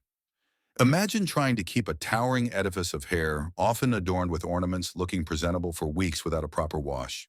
Georgian hairstyles, particularly for women, could be incredibly elaborate, towering structures of natural hair, false hair pieces, and padding, often adorned with feathers, ribbons, pearls, and even miniature objects. For men, wigs, as we have discussed, were powdered and styled. The key challenge was maintenance without regular washing. Hair was rarely washed, perhaps only once a month for the wealthy, and far less frequently for others. Instead, it was dressed with pomades, heavy, often scented mixtures of animal fat such as bear grease or lard, which provided hold but also made the hair extremely greasy and attracted dust. To combat the grease and add volume, hair was then liberally powdered with starch-based powders, often scented. One mainstream historical fact is that the use of hair pomade made from various animal fats was widespread across all social classes to style hair and wigs, but it also contributed significantly to hair and scalp hygiene problems. You'd witness servants painstakingly dressing their mistress's hair for hours, adding pomade, teasing, pinning, and then powdering it. The hair would accumulate layers of grease powder and general grime, becoming a rather pungent and active environment over time. The elaborate styles meant that sleeping was often done propped up or with protective caps to preserve the coiffure for as long as possible. It's a bit like trying to keep a complex meringue looking perfect for weeks in a dusty environment without refrigeration. The constant need for redressing and repowdering was a daily ritual. Here's a quirky tidbit to deal with the overwhelming grease and potential infestations. Some people would wrap their elaborately dressed hair or wigs in a clean cloth or silk bag overnight, hoping to absorb some of the oil and deter pests. This often created a peculiar helmet-like appearance in the morning. Historians still argue whether the elaborate and unwashed hairstyles of the Georgian era were primarily a display of wealth and fashion, indicating one had servants to manage such upkeep, or if they also reflected a prevailing belief that excessive washing was detrimental to hair health. Was it vanity or perceived practicality? So as you contemplate the intricate hair care routines of Georgian London, you understand that cleanliness was a very different concept. The bizarre habit of layering grease and powder without frequent washing was a testament to the era's unique blend of high fashion, laborious maintenance, and a rather strong olfactory tolerance. Following the elaborate and greasy hair care, your next realization about Georgian hygiene is perhaps the most striking by modern standards: the complete absence of our deodorants. The very concept of actively preventing or neutralizing body odor through topical application was non-existent. Imagine a world where the only defense against natural human scent was masking it with heavy perfumes or relying on the absorbent properties of linen shifts.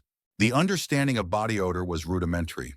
It was generally accepted as a natural part of the human condition, often attributed to the expulsion of vapors or humors from the body rather than bacterial action on sweat. Therefore, the idea of a product designed specifically to inhibit perspiration or kill odor-causing bacteria simply hadn't evolved. Instead, as we've discussed, the primary method of odor control was to apply strong, often animalic perfumes directly to the skin, clothing, and wigs. These fragrances were intended to overpower rather than eliminate the natural scent. Frequent changes of linen shifts were also crucial, as the fresh linen absorbed some of the perspiration and its associated odor.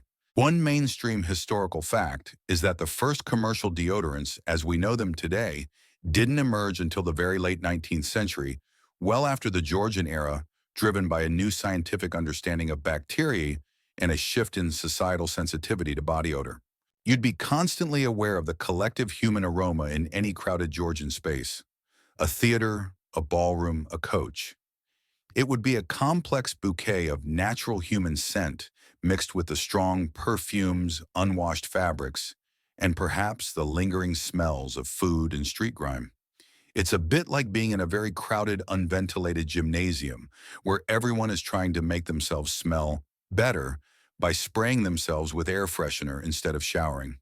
The tolerance for body odor was simply much higher than it is today. Or perhaps people were simply accustomed to it as an unavoidable reality of life. Here's a quirky tidbit. Some very fastidious individuals might rub themselves with aromatic vinegars or herbal washes, believing these could cleanse or freshen the skin.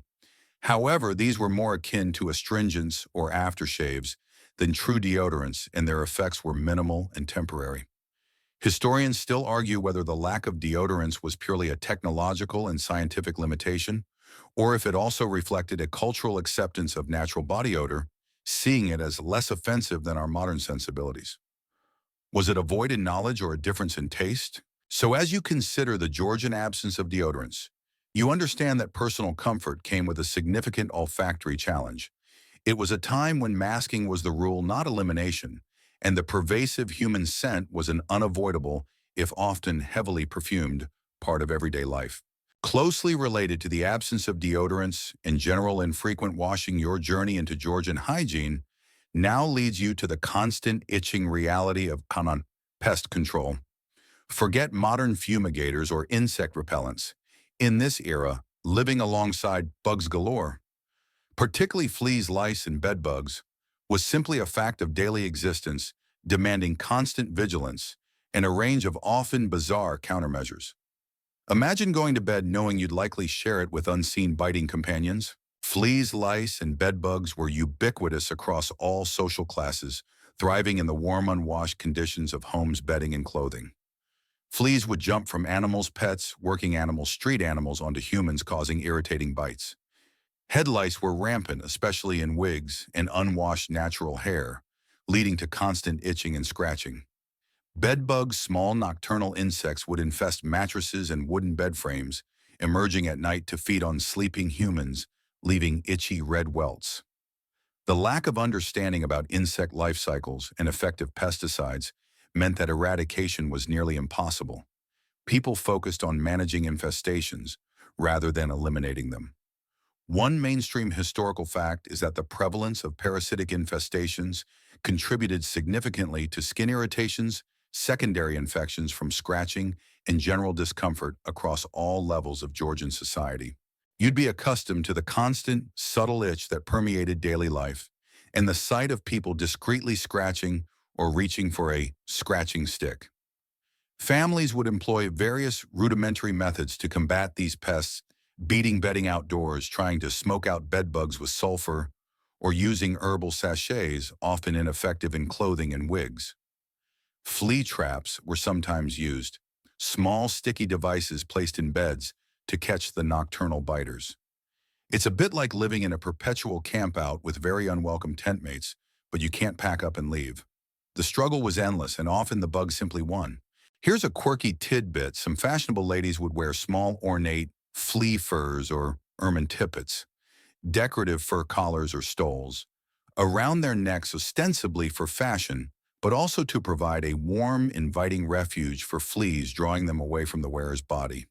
Once the fleas had migrated to the fur, it could be discreetly shaken out or given a more thorough cleaning. Historians still argue whether the widespread tolerance of parasitic infestations was solely due to the lack of effective pest control methods, or if it also reflected a cultural desensitization to their presence, seeing them as an unavoidable part of human existence. Was it technological limitation or cultural acceptance? So as you consider the constant battle against bugs galore, you understand that Georgian hygiene was not just about personal cleanliness.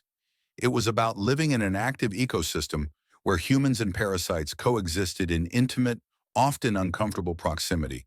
The bizarre countermeasures and the pervasive itch were a testament to an era where insects were truly constant companions. Moving from the irritating reality of constant pests, your journey into Georgian hygiene now turns to the particular challenges of children's hygiene, revealing a distinct learning curve, often fraught with well-meaning but ultimately ineffective or even harmful practices. Forget disposable diapers and antiseptic wipes. In this era, keeping children clean was a monumental, often messy task, heavily influenced by prevailing medical beliefs and a lack of modern conveniences. Imagine a toddler in layers of clothing, rarely bathed but perhaps swaddled tightly to prevent deformity. Infants and young children in the Georgian era faced unique hygiene challenges. Diapers, or nappies as they were called, were simple linen or cotton cloths, often soiled and reused, leading to rashes and skin irritations.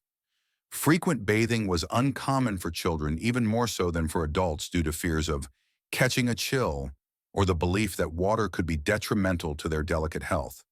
Instead, babies might be wiped down with soft cloths, and elaborate swaddling was common, believed to keep limbs straight, but also limiting movement and creating a warm, damp environment. Older children, though perhaps less frequently swaddled, still largely adhered to the bathing and clothes washing habits of their parents, relying on linen shifts and dry cleaning. One mainstream historical fact is that infant and child mortality rates were alarmingly high in the Georgian era, with poor sanitation and hygiene contributing significantly to infectious diseases like dysentery and fevers. You'd witness parents and nurses meticulously swaddling infants or dressing young children in layers of often soiled clothes, sometimes using strongly scented powders, not always safe to mask odors. The prevalence of childhood diseases from measles to whooping cough meant that sick children were a common sight, and managing their illness often through bleeding or purging further complicated hygiene. It's a bit like trying to keep a mud pie factory clean with only a feather duster and some very enthusiastic but misguided theories. The sheer volume of bodily fluids from infants, combined with the lack of proper disposal, made early childhood a particularly unhygienic period. Here's a quirky tidbit: some Georgian nurses would give infants small amounts of Godfrey's cordial or Daffy's elixir, patent medicines often containing opium to quiet fussy babies. While providing temporary calm, these often led to addiction or other health problems, further compounding the hygiene challenges of a sedated, unwell child. Historians still argue whether the harshness of some childcare practices, including hygiene, was primarily due to a lack of scientific knowledge about child development and sanitation, or if it also reflected a cultural stoicism towards childhood illness, viewing it as an unavoidable rite of passage. Was it ignorance or resignation to fate? So as you consider the hygiene of Georgian children, you understand that it was a constant, often losing battle against dirt disease and the limitations of contemporary knowledge. The bizarre habits and practices surrounding childcare were a poignant reminder of an era where even the youngest lives were deeply intertwined with unsanitary realities. From the particular challenges of children, your understanding of Georgian hygiene now sadly encounters a devastating statistic: infant mortality. This wasn't just a number, it was a tragic, pervasive reality with hygiene's impact, playing a profoundly significant role in the alarmingly high death rates among infants and young children. Imagine a time when a significant percentage of children wouldn't survive past their fifth birthday, often due to preventable illnesses directly linked to poor sanitation. The Georgian era was characterized by incredibly high infant and child mortality rates. It was not uncommon for a family to lose several children before they reached adulthood. While various factors contributed, such as poor nutrition, limited medical knowledge, and infectious diseases like measles or scarlet fever, a major, often underestimated factor was simply poor hygiene. Unclean water sources led to waterborne diseases like dysentery and cholera. Unsanitary food preparation methods caused food poisoning. The prevalence of flies and other pests facilitated the spread of germs. Rarely washed bedding and crowded sleeping arrangements created ideal breeding grounds for bacteria and viruses. The lack of understanding of germ theory meant that common practices, such as feeding infants unpasteurized milk from possibly unwashed utensils, often introduced fatal infections. One mainstream historical fact is that in 18th century London, roughly half of all children died before the age of 5, a stark figure directly linked to the appalling sanitary conditions and lack of effective public health measures. You'd witness the heartbreaking frequency of infant deaths, a reality that, while tragic, was often accepted with a fatalistic resignation due to its commonality. The very air in crowded urban areas laden with miasmas and actual pathogens posed a constant threat to tiny developing immune systems.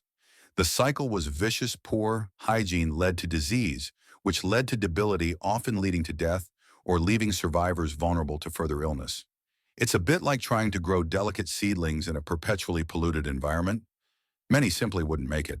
Here's a quirky tidbit: some desperate parents would resort to hiring wet nurses from rural areas, believing their milk was purer than that of urban mothers, and hoping to shield their infants from the perceived bad airs of the city. While sometimes beneficial due to the nurse's better health, it often overlooked the fundamental unsanitary conditions in the home itself. Historians still argue whether the devastating impact of poor hygiene on infant mortality was fully recognized by contemporaries, or if it was largely attributed to unavoidable acts of God or individual constitutional weaknesses rather than systemic environmental failures. Was it seen as preventable or inevitable? So as you reflect on the tragic reality of Georgian infant mortality, you understand that hygiene was not just a matter of comfort or aesthetics. It was a matter of life and death, particularly for the most vulnerable. The bizarre habits and pervasive filth of the era had a profound and heartbreaking impact on the very survival of its youngest citizens. From the grim statistics of infant mortality, your perspective on Georgian hygiene now shifts to acknowledge the stark realities of class, the significant differences between the habits of the gentry versus commoners. While no one enjoyed truly modern sanitation, wealth undeniably brought a degree of separation from the worst of the era's filth, influencing daily routines and overall living conditions. Imagine a world where your social status literally dictated how much human waste you encountered daily. For the raw gentry, The aristocracy and wealthy landed elite life afforded certain luxuries that, while not equivalent to modern hygiene, offered significant improvements over the common population. They lived in larger houses, often with more space between them, reducing the immediate proximity to neighbors' waste. They could afford more servants to manage household waste, empty chamber pots promptly, and perform the laborious laundry. Their clothes were of finer materials, and they could afford more frequent changes of linen shifts. They might have private wells or even rudimentary indoor plumbing that, while prone to issues, was still better than communal pumps. Their primary concern was often the appearance of cleanliness and the masking of odors through perfumes. For out commoners, the working class, the poor and many urban dwellers, hygiene was a constant uphill battle against overwhelming odds. They lived in cramped, often dilapidated tenements with shared privies that quickly became overflowing and unsanitary. Access to clean water was often limited to contaminated public pumps. Laundry was infrequent and difficult due to lack of resources. Pests were an inescapable part of daily life. Their clothes were coarser, harder to clean, and less frequently changed. The sheer economic struggle to survive often meant hygiene was a secondary concern to putting food on the table. One mainstream historical fact is that sanitation conditions in urban slums were vastly worse than in wealthier districts, leading to disproportionately higher rates of disease among the poor, a clear indicator of the class disparity in hygiene. You'd see the stark contrast. A wealthy lady heavily perfumed her fine silks, masking unwashed skin, gliding past a laborer whose rough woolens were permeated with the smells of sweat animal waste and urban grime. While both lived in a world without modern sanitation, the gentry could afford to mitigate the worst effects and present a more refined facade. It's a bit like comparing a luxury cruise liner to a leaky rowboat. Both are on the same polluted ocean, but the experience is vastly different. The social hierarchy of Georgian society was literally written in the dirt or lack thereof. Here's a quirky tidbit. Wealthy individuals would sometimes commission elaborate dressing rooms specifically designed for personal grooming, where their servants would perform elaborate hairdressing, powdering, and perfuming rituals, creating a private, controlled environment for their daily facade of cleanliness. Historians still argue whether the class disparities in hygiene were simply an unavoidable consequence of economic inequality, or if they also reflected a deliberate social distancing by the wealthy, using apparent cleanliness as a marker of their perceived superiority. Did it reflect economic reality or reinforce social prejudice? So as you consider the differences in hygiene across Georgian social strata, you understand that cleanliness was not just a personal choice. It was often dictated by one's birthright and financial means. The bizarre habits of the era were in many ways a reflection of a deeply stratified society where some could buy a degree of distance from the pervasive filth, while others lived immersed in it. Following the broad strokes of class disparity, your understanding of Georgian hygiene now zooms in on a specific social dynamic, servant hygiene, and how their cleanliness or lack thereof was often a direct master's concern. In large households, maintaining a semblance of order and preventing the spread of illness meant that masters and mistresses often imposed rudimentary hygiene standards on their domestic staff, highlighting the practicalities of communal living. Imagine a master inspecting his servants not for their loyalty, but for their freedom from lice. In wealthy Georgian households, domestic servants lived and worked in close quarters, often in cramped attic rooms or basements. Their hygiene was not just a personal matter. It directly impacted the health and comfort of the entire household, including the master and mistress. A servant with lice, fleas, or a contagious illness could quickly spread it throughout the family. Therefore, masters and mistresses often had specific expectations regarding their servants' cleanliness. This might include insisting on frequent changes of basic, often coarse linen undergarments, providing rudimentary washing facilities like a communal basin and soap, and even requiring regular delousing, especially for staff who handled food or children. Cleanliness for servants was less about personal comfort and more about professional necessity and the protection of the household's health. One mainstream historical fact is that the close proximity of servants to their employers meant that managing servant health and hygiene was a practical concern for wealthy households to prevent the spread of disease within the family unit. You'd witness the subtle dynamics of this concern, a mistress perhaps gently admonishing a maid about the state of her apron, or a butler discreetly ensuring the male staff adhered to certain standards. The servants themselves, despite their often arduous working conditions, understood that their employment depended in part on maintaining a presentable, if not truly clean appearance. It's a bit like a very early version of workplace health and safety regulations, but enforced by the employer for their own benefit.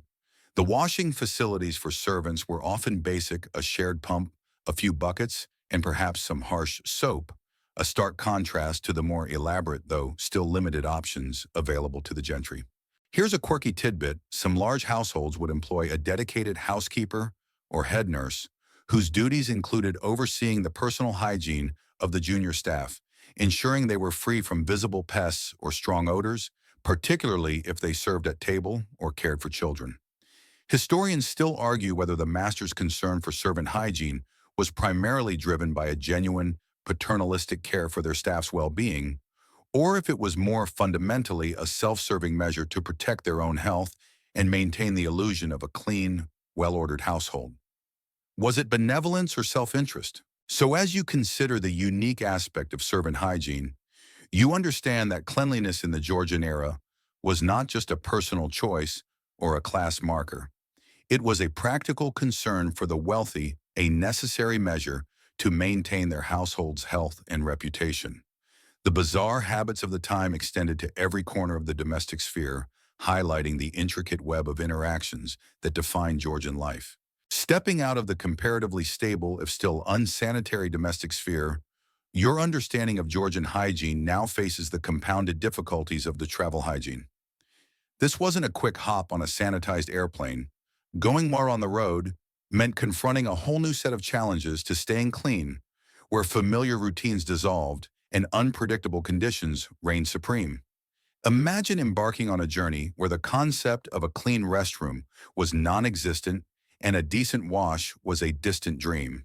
Travel in the Georgian era was arduous and slow, primarily by horse-drawn carriage or stagecoach over often unpaved muddy roads. This meant prolonged exposure to dust, mud, and the elements quickly soiling outer garments. Inns and coaching houses, while offering lodging, rarely provided private or adequate washing facilities. A shared basin with cold, often dubious water might be the only option for a quick rinse of hands and face. The idea of bathing facilities at roadside stops was unheard of. Furthermore, the close confines of a carriage or shared common rooms in inns meant increased exposure to fellow travelers' germs, pests, and body odors. One mainstream historical fact is that the expansion of the turnpike road network in the 18th century, while improving travel speed, did little to address the fundamental hygiene challenges faced by travelers.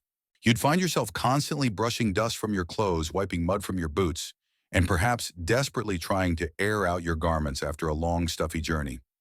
The fresh linen shifts you packed would quickly become soiled with no easy means of washing them. Stopping for bodily functions would often involve crude roadside stops or communal privies at inns, adding to the general discomfort and unsanitary conditions. It's a bit like a perpetual camping trip where you never quite get clean and every meal is a gamble. The luxury of privacy was almost non-existent, and the constant physical discomfort only added to the challenge of maintaining any semblance of cleanliness. Here's a quirky tidbit: some wealthy travelers carried elaborate traveling cases, or necessaires, that contained miniature toiletries, folding toothpicks, tiny combs, and sometimes even a small portable basin for discreet washing. These were attempts to bring a sliver of home comfort to the unhygienic realities of the road. Historians still argue whether the extreme discomforts of travel hygiene played a significant role in limiting long-distance travel for many Georgians, or if the necessity of business and family ties simply compelled them to endure the hardships regardless of the unsanitary conditions. Did it deter travel, or was it simply an accepted part of the journey? So as you envision the realities of travel hygiene, you understand that going on the road in the Georgian era meant embracing a new level of personal dirtiness and discomfort. It was a bizarre testament to an era where the act of movement itself brought with it a profound challenge to any aspiration of cleanliness. From the challenges of travel, your journey into Georgian hygiene now leads you directly to the source of profound agony, the dentist's chair. Or more accurately, the horrifying reality of by brutal extractions with a terrifying lack of pain management. Forget modern anesthetics and comfortable reclining chairs. In this era, a trip to the tooth drawer was a terrifying ordeal often performed publicly and designed for speed over patient comfort. Imagine lying back bracing for excruciating pain, knowing your only relief is the sudden violent removal of a tooth. As we touched upon earlier, tooth decay was rampant in the Georgian era, and when a tooth became infected or unbearably painful, the only solution was extraction. This procedure was often performed by barbers, blacksmiths, or untrained tooth drawers, not by formally trained dentists.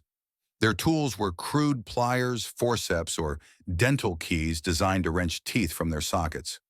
There was no understanding of sterile technique, meaning infection after extraction was common. Crucially, there was no effective pain management beyond perhaps a swig of alcohol for the patient, or sometimes the operator, or a quick forceful yank. The goal was to remove the tooth as quickly as possible to minimize the agonizing pain. One mainstream historical fact is that professional dentistry as a specialized and regulated field only began to emerge in the late 18th and early 19th centuries, meaning that for most of the Georgian era, dental care was largely rudimentary and often painful.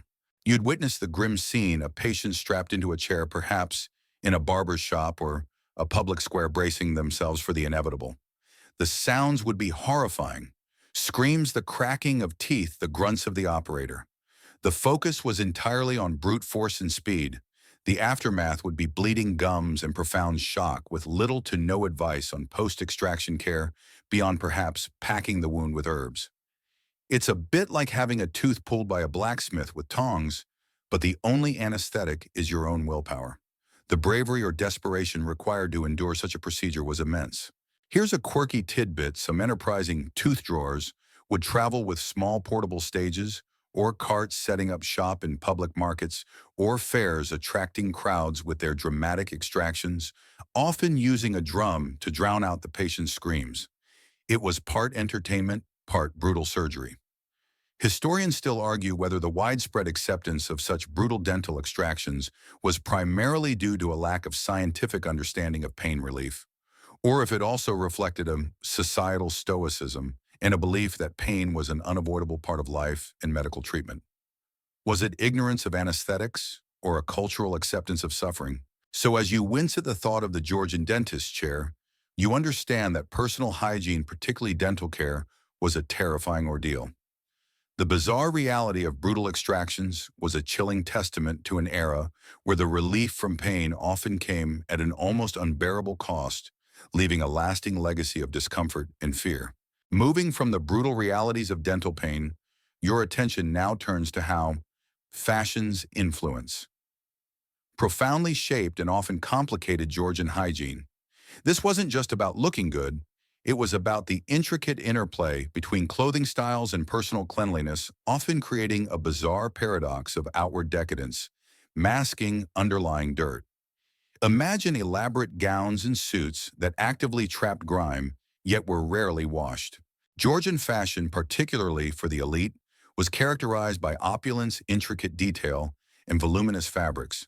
For women, gowns were layered with petticoats, stays, corsets, and hoops, all made from heavy silks, brocades, and fine linens. For men, suits of velvet, silk, and wool with multiple waistcoats and elaborate cravats were the norm. These materials were expensive, difficult to clean, and easily damaged by water. This meant that outer garments were rarely washed, relying instead on airing, brushing, and spot cleaning. The focus was on maintaining the appearance of cleanliness and luxury, even if the underlying garments and body were not. This paradox created a constant tension between outward decadence when underlying dirt. One mainstream historical fact is that the shift from simpler, more washable clothing styles of earlier periods to the elaborate layered fashions of the Georgian era directly contributed to the decline of frequent clothes washing. You'd see layers of beautiful unwashed fabrics accumulating odors and grime over weeks or months. The tight lacing of stays while creating a fashionable silhouette restricted airflow and trapped sweat against the body. The powdered wigs, remember, those delightful nests were integral to the fashionable silhouette, but inherently unhygienic. It's a bit like wearing a beautiful but incredibly sticky work of art that you can never truly clean.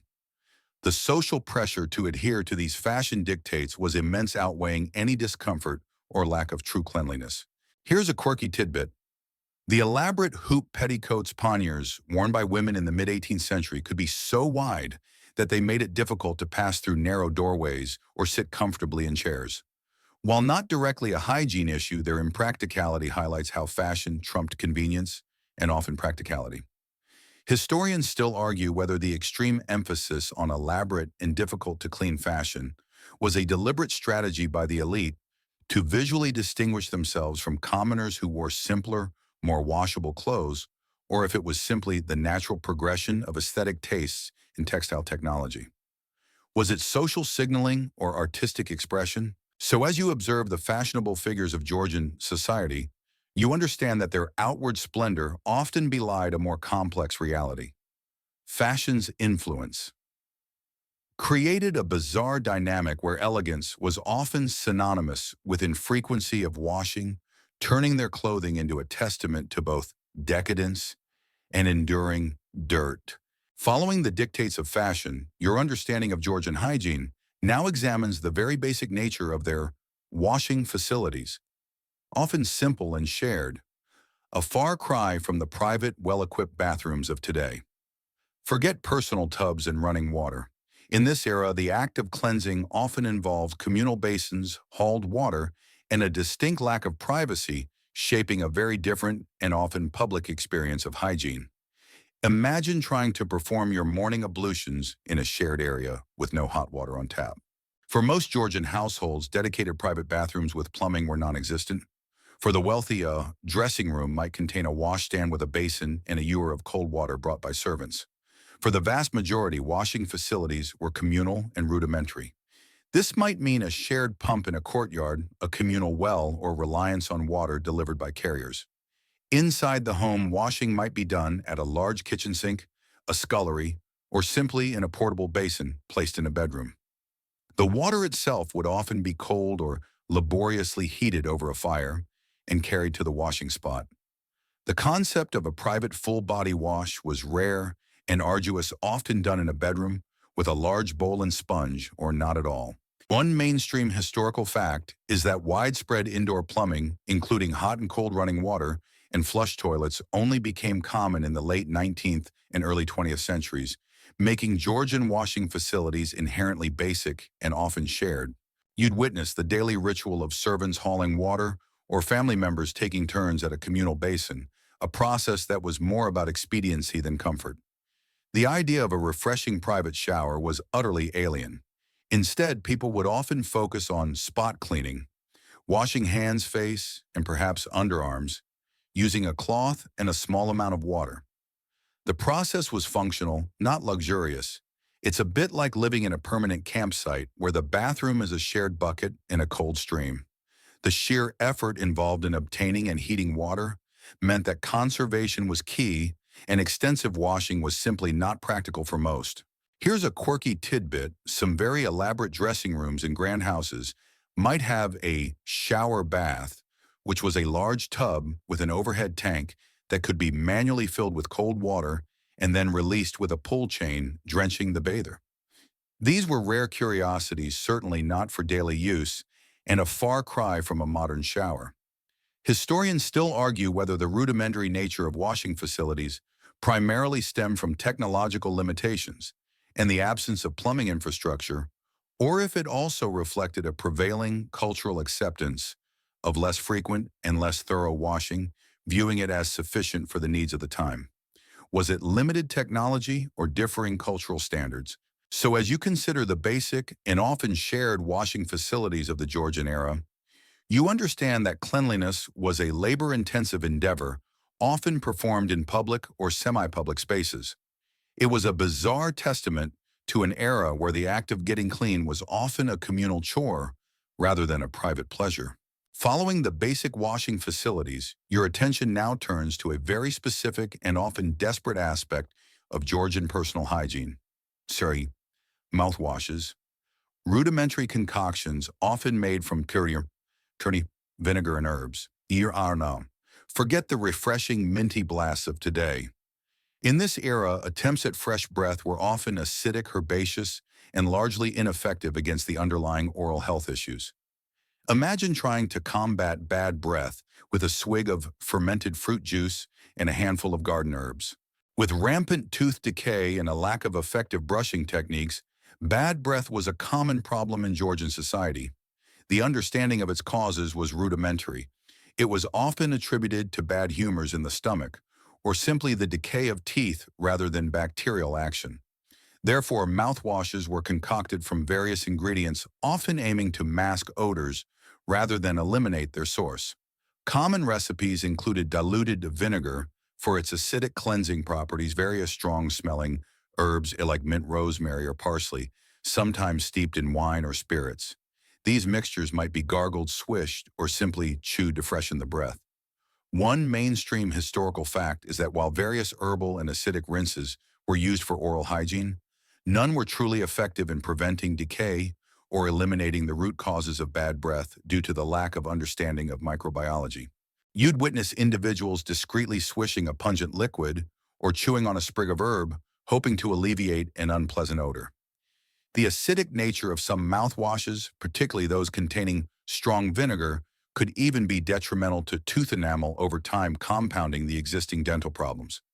It's a bit like trying to solve a complex plumbing issue with a bottle of scented air freshener. It might temporarily mask the problem, but it doesn't fix the leak. The focus was on immediate superficial relief rather than long-term oral health.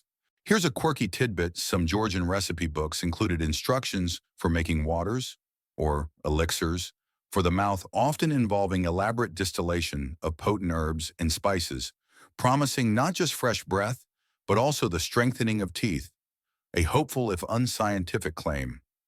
Historians still argue whether the prevalent use of these rudimentary mouthwashes reflected a genuine societal concern for bad breath, despite the lack of effective solutions, or if it was simply a polite social ritual, a desperate attempt to maintain a facade of freshness in an era of pervasive odors. Was it about efficacy or social convention? So as you consider the Georgian attempts at fresh breath, you understand that personal hygiene was a constant battle against sensory realities. The bizarre habit of relying on vinegar and herbs for mouthwashes was a testament to an era desperately seeking solutions for problems it barely understood, leaving a lingering, often unpleasant olfactory legacy. Beyond the quest for fresh breath, your journey into Georgian hygiene now examines the daily ritual of a gentleman's appearance. Shaving habits, often performed with a perilous razor's edge. Forget multi-blade cartridges and electric shavers. In this era, a smooth face was achieved through a dangerous combination of sharp steel hot water and steady hands, often in the absence of modern comforts and safety. Imagine meticulously scraping a sharp blade across your skin every morning, risking nicks and infections. For most Georgian gentlemen, shaving was a daily or near-daily necessity, as clean-shaven faces were generally fashionable, especially after the decline of full beards. The primary tool was a straight razor, a single piece of sharpened steel that folded into its handle. This required considerable skill to use effectively without cutting oneself and constant maintenance to keep the blade exquisitely sharp. The process involved hot water laboriously heated and brought to the dressing room, shaving soap, often a simple hard soap, and a badger hairbrush to create lather. While some might shave themselves wealthier, gentlemen often employed servants or visited barbers. Remember them for this precise and potentially dangerous ritual. One mainstream historical fact is that the straight razor, or cutthroat razor, was the dominant shaving instrument for men for centuries, only gradually being replaced by safety razors much later in the 19th century. You'd witness the delicate choreography of a gentleman's shave, the careful stropping of the blade against a leather strap to sharpen it, the precise application of lather, the slow, deliberate strokes of the razor, and the careful wiping of the blade. Nicks and cuts were common, and infection from unsterilized blades was a real risk. The very act of shaving required a steady hand and considerable dexterity. It's a bit like performing a miniature surgical procedure on your face every morning just to look presentable. The smell of shaving soap and perhaps a splash of aromatic spirit, often alcohol-based, further drying the skin, would be characteristic.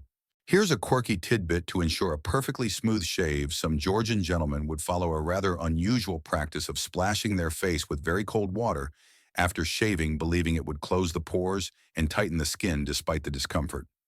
Historians still argue whether the popularity of a clean-shaven face in the Georgian era was primarily a fashion trend driven by elite society, or if it also served a practical purpose, such as making it easier to fit and wear powdered wigs or to display a clear powdered complexion. Was it aesthetic choice or practical necessity? So as you consider the Georgian shaving routine, you understand that personal grooming was a daily dance with danger. The bizarre habit of using a razor's edge with such precision and frequency was a testament to the era's commitment to fashion, often at the risk of personal injury and infection, all for the sake of a smooth, fashionable face. Moving down from the face, your journey into Georgian hygiene now turns to an often overlooked area: foot care. In an era dominated by arduous travel, unpaved roads and shoes that prioritized style over comfort, feet were frequently neglected, leading to a range of discomforts and hygiene challenges. Imagine walking miles on cobbled streets in ill-fitting, rarely clean shoes with little thought given to the health of your feet. Georgian footwear, while varying by class, was generally not designed for long-term foot health. Shoes were often stiff, poorly ventilated, and lacked proper arch support. For the wealthy, shoes were made of leather or silk, but for commoners, cheaper, less durable materials were used. The roads and streets, as we have discussed, were perpetually dirty, muddy, and often wet, meaning feet and shoes were constantly exposed to grime and moisture. The concept of daily foot washing, beyond a quick rinse of the visible foot, was not a common practice, and stockings were changed less frequently than undergarments. This combination of poor footwear, unsanitary environments, and neglect led to common issues like blisters, calluses, fungal infections, and pervasive foot odor. One mainstream historical fact is that the prevalence of ill-fitting and unhygienic footwear contributed significantly to foot ailments and infections among all social classes in Georgian Britain. You'd be accustomed to the constant discomfort of tired, perhaps aching feet, and the unavoidable reality of foot odor, especially in crowded indoor spaces. The wearing of heavy boots or delicate slippers offered little relief. There were no modern podiatrists. Foot ailments were often simply endured or treated with rudimentary home remedies. It's a bit like running a marathon in formal dress shoes, then just wiping them off instead of giving your feet a proper soak. The focus on outward appearance meant that fashionable shoes were prioritized even if they led to internal suffering. Here's a quirky tidbit: some Georgian shoe buckles or boot scrapers would be placed outside doorways designed to help remove the thick layers of mud and animal waste from footwear before entering a home, a practical necessity given the state of the streets. Historians still argue whether the general neglect of foot care was primarily due to a lack of understanding about podiatry and hygiene, or if it was simply a lower priority in an era where more pressing and visible health concerns dominated attention. Was it ignorance or indifference? So, as you consider the state of Georgian feet, you understand that personal hygiene was often a battle fought from the head down, with the feet often bearing the brunt of the era's pervasive grime and uncomfortable fashion. The bizarre neglect of this fundamental aspect of the body was a testament to a time where comfort and cleanliness often took a back seat to prevailing social norms and daily practicalities. From the neglected feet, your journey through Georgian hygiene nears its end, arriving at a pivotal understanding: the road to modern hygiene was a slow, gradual awakening. This wasn't a sudden epiphany. It was a painstaking process, a dawning of enlightenment on sanitation, driven by scientific discovery, devastating epidemics, and a growing public health consciousness that would eventually transform daily life. Imagine watching a society slowly, painfully begin to grasp invisible threats in the power of systemic cleanliness. For much of the Georgian era, as we've seen, the prevailing scientific understanding of disease was the miasma theory. However, by the late 18th and early 19th centuries, cracks began to appear in this theory. Pioneering figures, though often ridiculed at first, started to link disease outbreaks to specific environmental factors, like contaminated water and accumulated filth, rather than just bad air. The devastating impacts of diseases like cholera and typhoid which regularly swept through overcrowded cities, provided grim evidence that something more than just foul odors was at play. This led to early tentative calls for urban cleanup, improved water supplies, and better waste management, even if the underlying microbial cause wasn't yet understood. One mainstream historical fact is that the efforts of social reformers and early sanitarians, such as Edwin Chadwick, though largely active in the Victorian era, his foundational ideas emerged from Georgian observations, were crucial in advocating for infrastructure improvements based on empirical evidence of disease patterns. You'd witness the slow, grinding shift in perception. People began to notice that districts with better drainage or cleaner water supplies experienced fewer outbreaks of illness. The sheer economic cost of disease in terms of lost labor and increased poverty also became a compelling argument for change. This dawning realization led to tentative legislative efforts to improve public sanitation, such as early acts for paving and lighting streets or regulating markets. It's a bit like watching a very slow, very messy scientific experiment finally yield results, but the results are measured in human lives. The transition from a fatalistic acceptance of disease to a belief in its preventability through sanitation was profound. Here's a quirky tidbit. Some early advocates for cleaner cities would create detailed sanitary maps, charting disease outbreaks alongside the locations of privies, open sewers, and contaminated water pumps, providing compelling visual evidence that helped undermine the miasma theory even before germ theory was fully developed.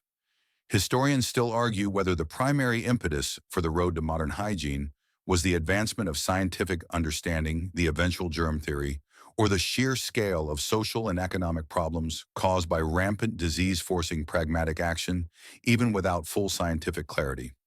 Was it science or desperation that drove change? So as you reflect on the slow, arduous path to modern hygiene, you understand that the bizarre habits of the Georgian era were not fixed. They were the product of a specific time knowledge and infrastructure. The incremental steps taken during this period laid the groundwork for the sanitary revolutions that would eventually transform our relationship with cleanliness, moving us from a stinky, perilous existence to one where personal hygiene is a given, not a daily gamble. As the Georgian era finally recedes into history, leaving behind its unique stench and peculiar customs, you're invited to reflect on its lasting Georgian legacy, a rather stinky farewell, perhaps, but one that profoundly shaped our own world. This isn't just about how they lived. It's about how their experiences, their struggles, and their eventual breakthroughs continue to influence our progress in hygiene and public health today. Imagine looking back at a messy, confusing past and seeing the faint blueprints of your own clean-ordered present. The shocking reality of Georgian hygiene, or lack thereof, serves as a powerful historical backdrop against which to measure our own advancements. The widespread diseases, the high mortality rates, the pervasive filth, these were the catalysts that eventually forced society to confront the fundamental link between sanitation and health. Their bizarre habits, born of ignorance and limited technology, spurred the very innovations we now take for granted. Flush toilets, clean running water, sewage systems, effective soaps, and a scientific understanding of germs. We stand on the shoulders of those who battled the invisible enemy of disease without knowing its name, and who slowly, painstakingly, built the infrastructure for a cleaner world. One mainstream historical fact is that the Georgian era's struggles with rapid urbanization and poor sanitation directly informed the public health movements of the Victorian era, leading to foundational changes in infrastructure and medical understanding that continue to benefit us. You realize that the comfort of your modern bathroom, the ease of access to clean water, the simple act of brushing your teeth without fear of agony, these are not accidental luxuries. They are the direct result of centuries of learning from the very problems that plague Georgian society. Their reliance on masks and perfumes taught us the need for true elimination of odor. Their acceptance of pests taught us the value of effective pest control. Their limited medical knowledge spurred scientific inquiry that led to breakthroughs like germ theory.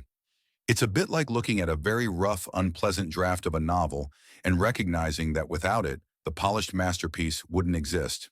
Here's a quirky tidbit. Some Georgian urban improvements, like wider streets and better paving, were initially driven by the need to accommodate growing traffic and commerce, but inadvertently contributed to slightly better sanitation by allowing for faster waste removal and reducing stagnant pools. These were accidental hygiene benefits. Historians still argue whether the lasting impact of Georgian hygiene practices is primarily seen in the negative examples they provide spurring modern solutions, or if certain aspects of their pragmatic approach to cleanliness, like the emphasis on clean linen, continue to hold subtle, overlooked lessons for us today. Was it a cautionary tale or a hidden guide? So as you drift into dreams, carry with you the fragrant, often disturbing memories of Georgian hygiene. It was a bizarre, challenging era, yes, but one whose very struggles illuminate the immense progress we have made. Their stinky farewell is in fact a testament to our own clean comforts, a quiet reminder of how far we've come on the winding road to modern sanitation. Good night.